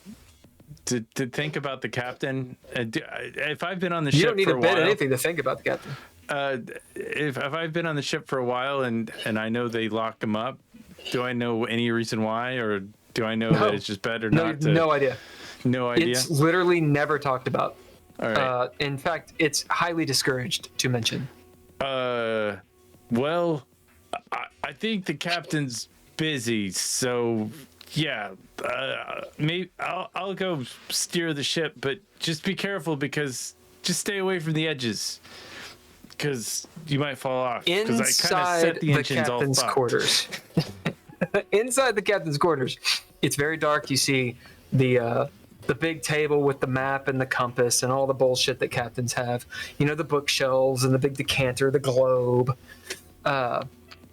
Little bits and pieces. Lots of stuff in here that would be spectacular to steal.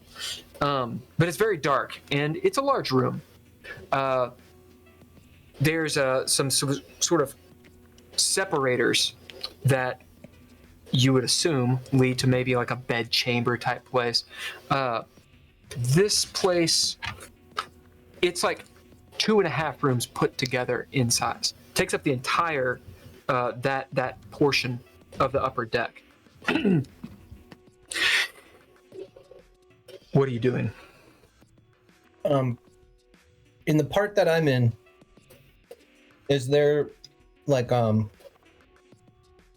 just tell you what I want to do. What I want to do is I want to see if there's something in the room that I could roll under. Like if there was a bureau that I could like roll myself under, sort of temporarily. Oh, there's a desk, like a big like oaken table. Okay. Yeah. So I'm gonna get in under the desk if I can. And, sure. And then I want to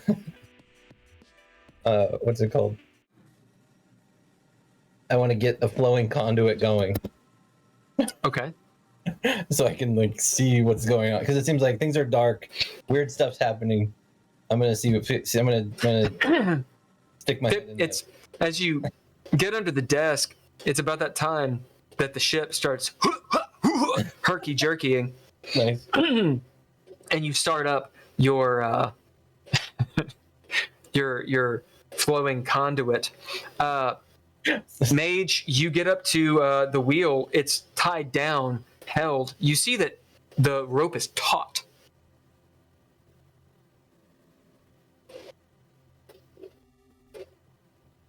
You are muted.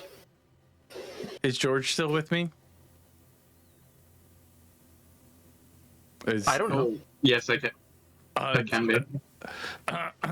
Well, I think we got to steer the ship away from that storm. You guys are like That away. heading into it. It's like a couple miles away. I 5 pull minutes. out my trusty knife. All right, let's brace the wheel, and we want to turn it that way. You get it? Counterclockwise. If we had clocks. Sounds good. All right, brace it, hold on, and I'm gonna cut it. Ready? So who's 3. holding the wheel? We're both holding the wheel. I'm holding the wheel. You're both holding. I love it. Okay. Do it. And I cut. Get the rope. All right, what do you guys bid to hold onto this wheel? As it immediately starts spinning, as you hold it, and as though there is like a phantom or something working against you I'm gonna bid hardened. of great strength. Hardened. You bid hardened to just put your entire back into it. Your back actually pops. The wheel is turning you into the storm, to the great drop. As you're like holding, you are still going into it, but you're holding it there. What'd you get, George? What did I get for what? What are you bidding? I'm bidding athleticism. Yeah, as both of you strapping people, holding it, straining, you're holding the wheel steady. But to turn it out of the storm, that's going to take a lot of effort. So one of you is going to have to roll, the other one can aid. I'm gonna yell. Not it. I'll aid. Okay. Not it! All right, so this is how aid works. You make your roll. It's brawn and an action die. So D10 and your brawn die. And you gain a die from Winchester. Winchester, which aspect die do you give him? I would like to give him my mind. Now, it has to be applicable. I'll give him my grace. So basically, what you see is And that means Winchester. you don't have it. Yeah, that's fine. What you see is Winchester, like, is going like the last Airbender with the flow, and like reverses around, and like kind of offsets all of his weight and jumps on sort of the side that we're trying to push on. I love it. I love it. All right. So you gain that. What die type is it? So you get a D8 in addition to what you're doing. Remember, if you have any abilities that could potentially add, you could activate those. 5, 5, and a 4. So how many is that? 5 on the D10. It's 1. 5 is 1, 2, 3. It's 3 successes. Do you want to make any rerolls? Now, you have to keep the results. So you can keep re-rolling, but if you roll worse and worse and worse, you have to keep the results. So do you want to re-roll, or do you want to keep those? I'll keep. Basically, it's 3 enough. Okay. Yeah. With 3 successes, both of you, as you slowly are pulling the ship to right the course, but this is a yes but situation because that's limbo.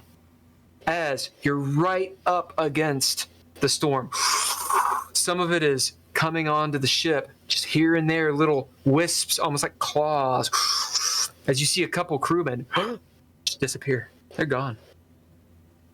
Clawed from the ship into the storm, who knows? As you pull the ship out into normal airspace, leaving behind the storm, it's as though the storm itself is watching you with an angry, angry, angry glower. Fuck you, Storm! Yeah, I'll be yelling, little help here. Little help. In the captain's quarters, under the table, the flowing conduit is occurring. What are we doing here? So I basically get down, I hunker down in there, try to situate myself where someone won't necessarily see me, and close my eyes. Maybe there's this necklace that I have that I brought with me on this journey. It's a little anchor, with a couple of gems in it or something, like garnet, and that is the that's like my sort of protection for this kind of thing that I hold. And then I'm closing my eyes and I'm taking a deep breath, and then essentially waiting for the darkness to disappear, and I'll start to see the room, and then that will disappear, and I'll start to see what else is around me. And sort of, you see all of those things. You see there are almost like glowing items. Obviously, magicka or chaos is flowing through them. The captain has been around. As you see below you, this captain's quarters is actually, it's 2 levels. As you walk up the stairs, it's this upper level and a lower one. As it goes below, and you see the captain in a runic circle. The runes are alight as he's doing something down there. As you sense magicka or mysticism or something, and you can kind of hear these distant whispers.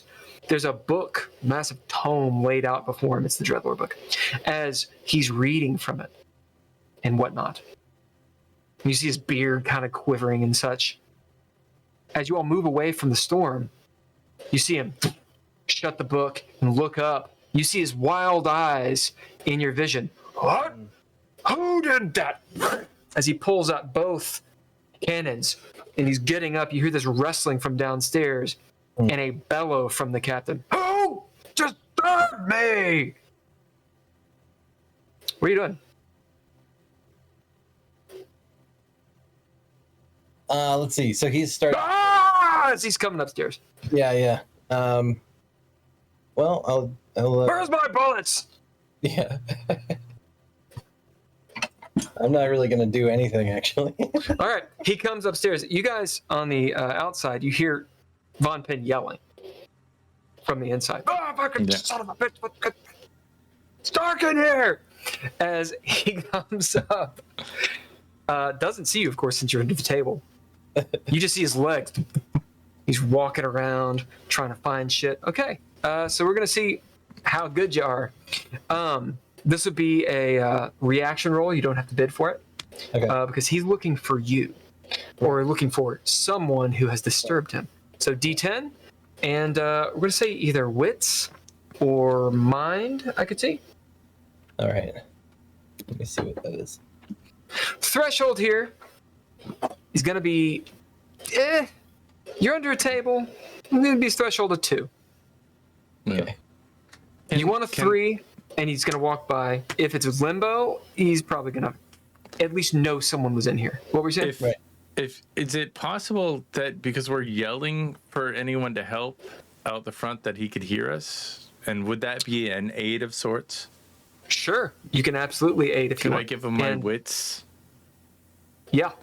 You can totally aid. Which is a D6. Cool. So you get a D6. And remember, Ken, that you have to drop a trait to aid. Yeah. Oh, do I need to drop a trait? Yeah, every time you aid. And I'm gonna. Same thing for George. If you want to aid, you can. You just bid a trait and then give Saul an aspect die, if you would like to. I'm gonna use light Saul's on my his own feet. here. Yep, land on the feet. Awesome. All right, so you get a D6 on top of this.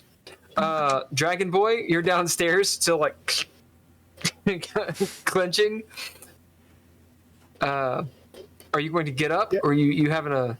Okay, you get up. Oh, I'm going to get up. You do. What are you doing? I'm going to go up to the deck. You do. You get up on deck. You see mayhem. There's this massive storm roiling around you with claw-like protrusions of mist. One like goes over top of your head. What the fuck? As the ship is skirting it and moving away, up on the deck or on the where the wheel is, you see the mage and this new guy struggling, like gritting their teeth, blood in their gums. So you don't go into the great drop and die. I will go assist him and try and move the wheel. As you guys are holding on to the wheel, it's still pulling against you. Yeah, I'm gonna assist. As the Buteau climbs up, and you 3 actually will gain control of it, but it's almost all you can do. What'd you roll? I got 2 successes. Okay. As Von Penn Go on. I was gonna stand up and be like, "There you are, your chef has been murdered."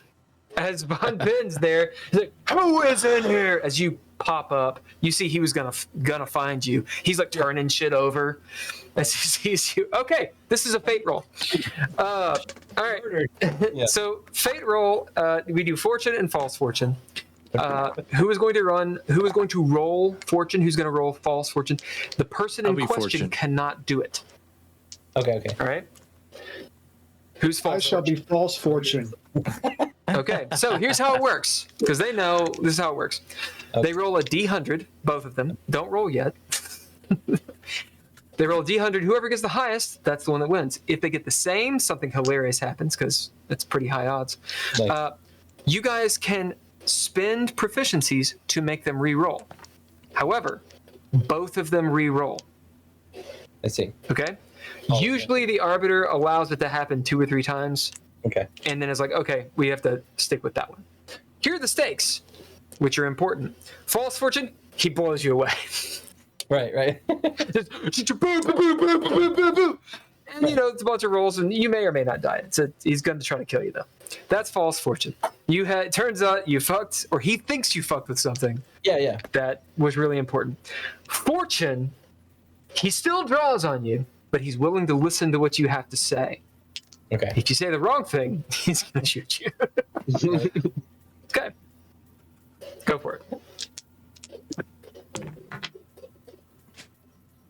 Oh, I win. What'd you get? I got a 95. Well, you say you won, Oh. but I got a 58. All right. All right, Hulker, you get a pip because you're a dick. Yeah, as Von Pin, both guns pointed at you. Saul! What are you doing in my cabin? What are you doing in my cabin? Saul, as you see his gun shaking. I'm like, whoa. You know me. I'm in here looking for you. Some things are going crazy. I wouldn't have messed with you if it wasn't important. But your Shit better be damn important. No? Oh, Can I spend a narrative point No, that go on. suddenly, like, the ship jerks over to the side? and I'll have to roll. Yes. You mean by accident? Yes, you can. As the ship jerks to the side. What happened? Just a little weather? It seemed Just like a little weather, Saul? It seemed like a little bit of weather, but as you can tell, things are going pretty sideways. And if you look downstairs, your chef has been stabbed through the heart. God, it's my turn. I'll have to get another chef. Yeah. You can cook. That's true. I can cook, but you've got bigger problems if somebody's getting stabbed through the heart on your own ship. You're gonna let that happen? Are you gonna let that go unfound out? Of course I'm going to let it happen. It's a pirate ship. People get stabbed all the time. So you need to know that. As he kind of like laughs. Almost like fangs for like canine. Oh wait, you got muted or something. What happened? Go ahead. I don't know. We can't hear you now. Oh yeah, it's good. All singing, all dancing, or no singing, just dancing. Their Did I mute computer's myself? really good. Oh my gosh, I don't think it's the computer. I think You it's the don't. phantoms. It's the ghost in the machine. Right? Here I was trying to think. am. I have the old D30 that I want to work into the game. You got a but I figured D30? yeah, look out. Little. That's pretty That's a cool. good time. Yeah, How many D30s do you have? I just have the one.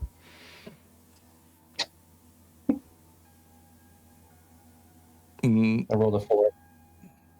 No, we can't hear. I rolled a 2. What the hell's going on? Did somebody mute him? no, he's got a really shitty computer. I keep telling him he needs to buy a new computer. And he's like, rent costs $1,000 million. I spend all my money on rent. True. I definitely got to get a new computer. All right.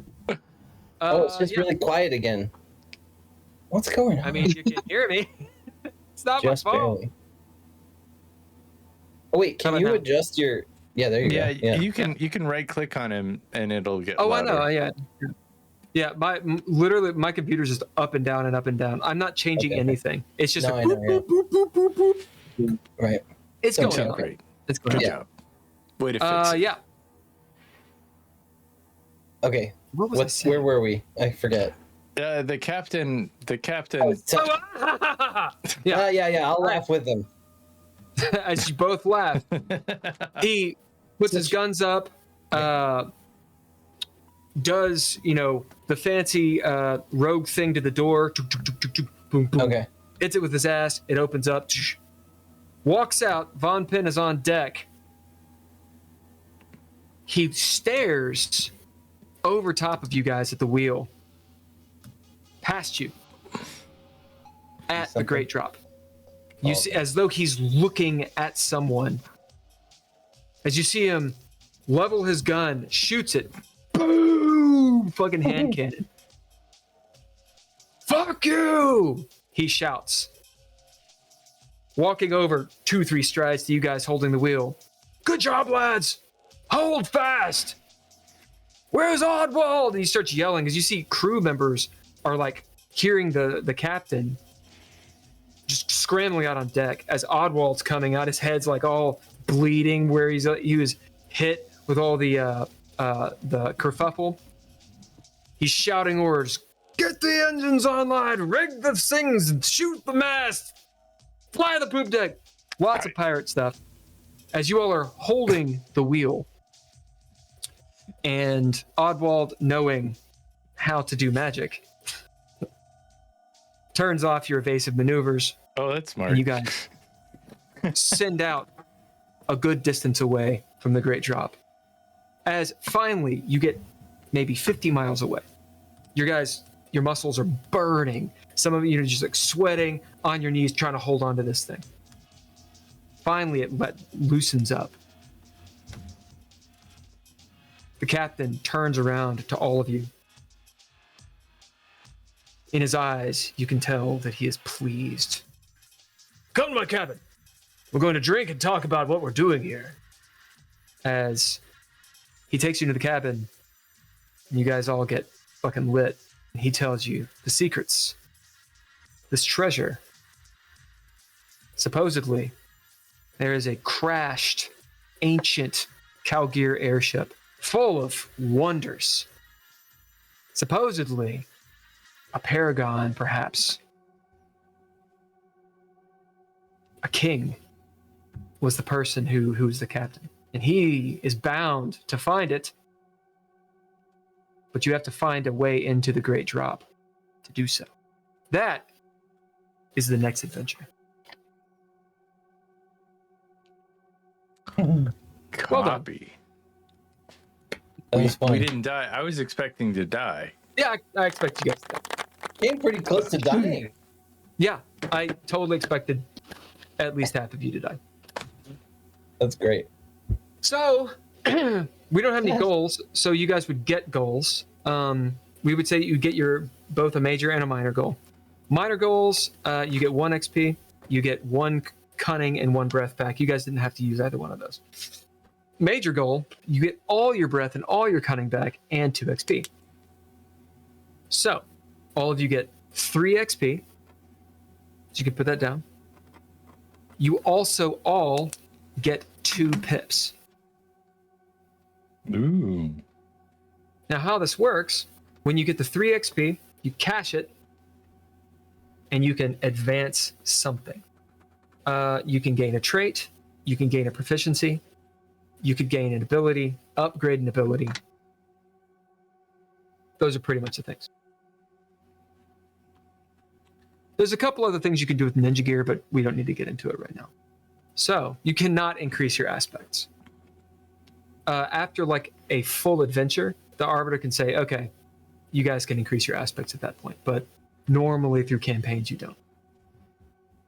So, advance, keep your characters, and we could play DreadLore again, continue the adventures of Von Penn and his airship ruffians. Well, happy Monday night game, everybody. What time is it Yeah, in dude. Newfoundland? Newfoundland. It's about 1:30 in the morning. Nice. I'm running on fumes now. I'm crashing. Well, soon. thank you for hanging. Y'all are an hour and a half ahead of us, right? Ahead of Eastern time, Yeah. right? Yeah. About It's, the math. it's the half hour that always throws me off. Yeah, it's That's so super weird. strange. I mean, it's like a half hour off from GMT. Like, pick one. Or Anyways, or I'm UTC. gonna let you guys go, and I'll talk to you guys later. Cheers. Thank you for the game. See See you you later. later. Later, man. Where are you, Hattie? I'm in Oakland. Oakland. Okay. So you're good. Yeah. And we're I'm 9 good, o'clock yeah. hanging out. That's been I got to fun. figure out what's going on with my my computer. This is the first time it's done all of that. Like it's messed up before, but never like this Well, it's- weird.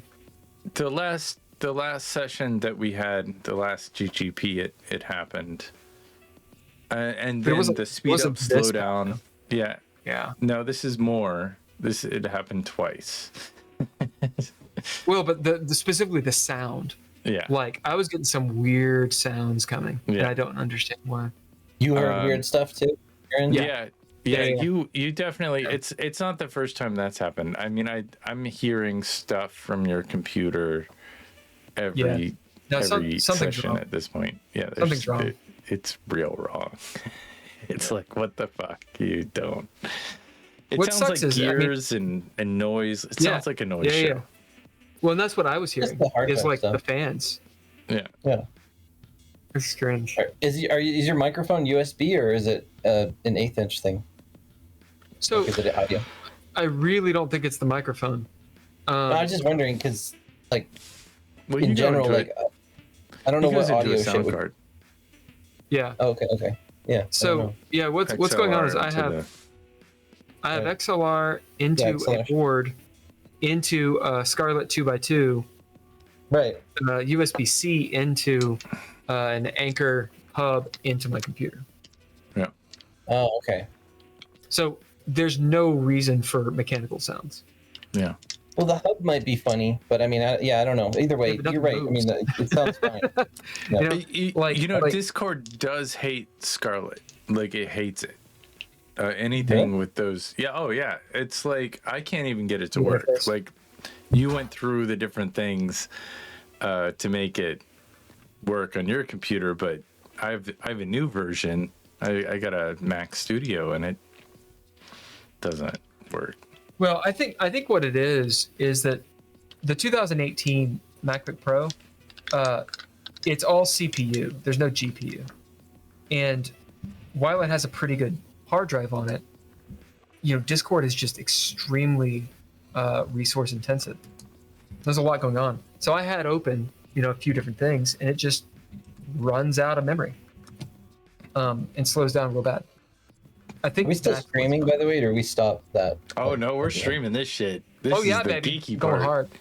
Yeah, if somebody Yeah. somebody wants to suggest a good cheap Mac.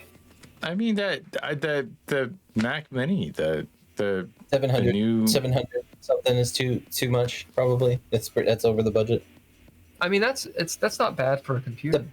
The newest baseline Mac Minis are the best things that for the money, like across the board on anything right now. They're Are really they good for streaming? yeah. yeah. They're because I've seen some YouTubers who are doing reviews and they're like, we use this, they use like a they compared it to the M3 Studio compared to like the M3. No, What's it's that? an I knew, M4 now. I knew there's an M2. What? no, but they compared the M3 Studio to the M4 Oh shit. and they were like they're pretty close, All I know Yeah. is I saw a comparison of Apple's one of Apple's more recent laptops compared with a really high-end Intel laptop, and it was emulating the software better than that Intel laptop, and it was doing it without a fan. Yeah, like in terms of upgrades, it's the best thing you could get right now and in time. Like, the M1, 2, and 3, like they all pale in comparison to the M4, and those are way better than a lot of things already. So it's kind Yeah, of. but how much is an M4? The You can get an base M4. level is under Yeah. 500. Really? Is it under 500? Wow. Yeah, Cool. yeah, you can get it for 4 something. It's got the 16 gig of RAM, but it only has a 256 gig hard drive. Yeah, that's pretty small. I think this thing has 1 or 2 terabytes. Pretty sure. Yeah, that's probably your other issue. It sounds like it's a mechanical drive. It's probably not a solid state. An SSD. I mean, it's got 16 gig of memory. Geek Squad hours over here, guys. Yeah, Geek Squad hours. The song in the background that we're listening to is definitely Mr. Interrupt. Well, yeah, you got to get on the stream, and then you'll have echo. That sounds like a bad idea. And then it'll be like, I can hear it though. That's fun. Now, if I had set up my sharing capabilities, you would be able to hear it. But you know, I have, I'm not even half filled on this thing. I need to delete a bunch of shit. I have a bunch of like auditions that I just don't need on here. Yeah, I don't think it's the additions that are doing it to you. I think it's it's a 8-year-old computer. But even when it wasn't, like, what happens if you unplug your whole audio scenario and you just use the mic? Like, I bet that would be fine. I'm sure it would fix the problem. You mean the it would just sound like shit. The onboard mic? What do you mean it would sound like shit? It sounds like I'm using the fucking microphone on my 2020 laptop. The microphones usually are fine. Goose. Well, another thing about this one, which I wonder about your 2020, because again, they discontinued this computer for a reason, is the fans run like a motherfucker. Yeah, I have like 2011s that I really like, but I don't use because they fuck up they took the operating system and they removed all the FireWire audio. Yeah. So annoying. I don't even want to talk about it. Yeah, this is the one with the hot bar bullshit that always fucks me up. I see. Like, like the touch thing, and you're like typing. Yeah, I've got that on this one. Yeah. I hate it. Yeah. They're like, we're going to go use... Anyway. These things I looked it up cheap. because I was like, I was thinking that... pictures on mine. It's got maybe it was a virus or something. And the research that I did, people were like, no, the computer just sucks. Like, it's just not good at multitasking. I want a virus. It just doesn't really make any sense why the audio levels would go up and down though. Like, I have no idea. Like, audio levels going up and down is so completely orthogonal to like performance. Well, that's what I'm saying. Is like I was hearing through this, as in through corded, right? And this is going through the Scarlett. Yeah. I was hearing my fan. But the Scarlett is going through a USB hub. That's the part that I think is the weak, It may be, but I was hearing. Like the gain was boosted, and I was like, wait, how is the gain suddenly boosted? Right. Yeah. Well, the other issue is that the Scarlett doesn't work with Discord. It is not. You had to go fuck with shit in your BIOS or something to get your sound card to work with Discord. To be completely honest, I don't remember what it was, but I do know that Mac is a big old bitch, and pretty much it's it. You have to have third-party software to do any kind of aggregate thing. So if you want to have your Scarlett and something else going, you have the third-party software to do it. Yeah. Like, even though the hardware can do it, they do not allow you to access what the hardware can do. Yeah. Forced and shitification. Yeah. It rears its head once. Yeah. Well, it's like the camera's good, but you can't fuck with the camera. Yeah, this would all be fixed with Max MSP, I'm sure. Use Linux, Just well, Linux. I gotta go. So, all right, Holker, thanks for playing, man. Yeah. Till next good time. to see you. Peace out. See ya. All right, y'all. I'm gonna peace out too. I've been sitting in this chair for too long. Okay. Yeah. I hope you dug the game, man. I really like it. Yeah, I do. Yeah. I really appreciate your manual too. It's super nicely done. Good. And Good. I really appreciate all the. Like I said, I really like all the different abilities and just the variedness of it is really cool. I like it a lot. So. Yeah, you can dig down pretty far. There's a thing with the ninja gear that, as you advance, you can do something called bidding ninja gear to where cool. And I didn't tell you guys because I wanted to get us through some stuff. But for example, let's say you bid to do an action and you need to throw down. You could say, okay, I'm also going to bid my sword, and that gives you an extra die. Nice. And you can advance. It's called folding the story. You can advance into that, and you add traits to your sword. Cool. And let's say you have 3 traits. Every trait raises that die type. So, for example, bid your sword to D4. Add a trait, now it's a D6. Add a trait, now it's a D8. So, and then once you get to D12s, it's considered a relic. Right. And so you're literally folding your story into your sword. Oh, cool. And that's why it's awesome. So, depending on your tier, you can do it how many ever times, blah, blah, blah. Idea, make your roll, you throw down, bid a couple ninja gear, add some dice, use your ability, and that's how you can gain successes. Right. So that's you're saying like that's when you throw down, it's not just for combat. That's kind of for anything because you're folding story into. Oh, that's really cool. So one of our buddies who played a lot, Drizzle, in this game, it was this film noir type game.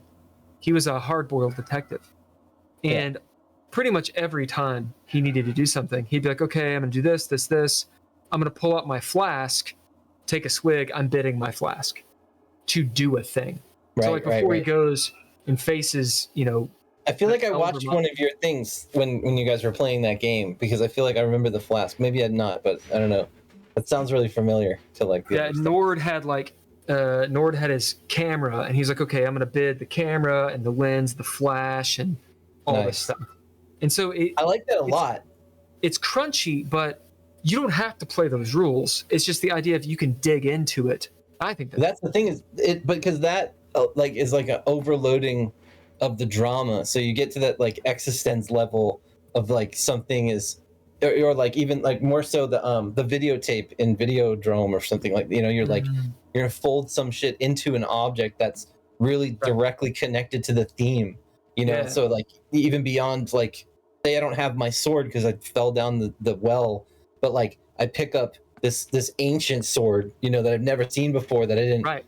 Then I'm like, oh, and it has a story all into that. Yeah, it's like some kind of connection. Even a blade, you just figure it out and then just like fold the drama into it. It makes much more sense.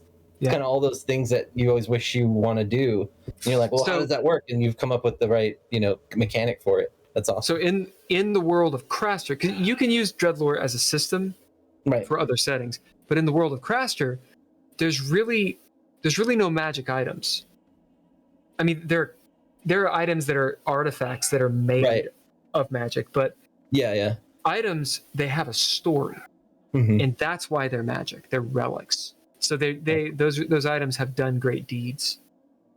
So you might pick up, the Atlantean sword that, beheaded Tarask, and that's why.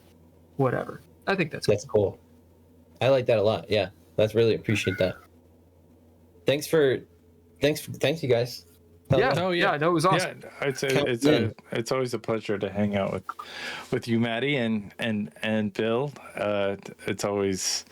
I guess I'll see you in a couple of days because actually, next time we play, it would be cool to go through like we did this time where we were like building the character basically, but it would be like maybe I could like finish building the character. Yeah, we would. We'd go through the rest of it. And if you wanted to work through the character, I know quite a bit out of the game Kid knows all of it. Yeah, I'm down for that too. Through it. But I didn't want to.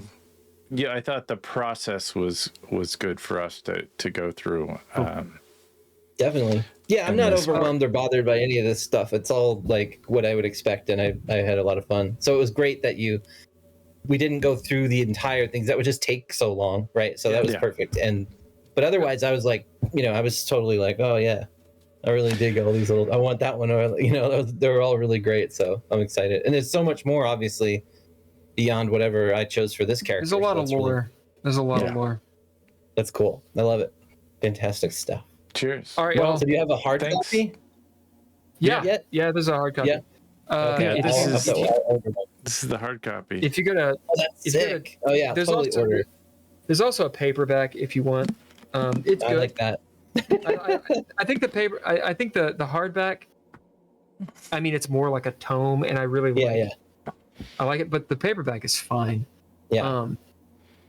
If you go to DreadLore.com, then it's all there. Cool. Yeah, nice. I will definitely do that. Sweet. Thanks for playing the Geeky Gamer Podcast Monday game night. Sponsored by us, because we're great.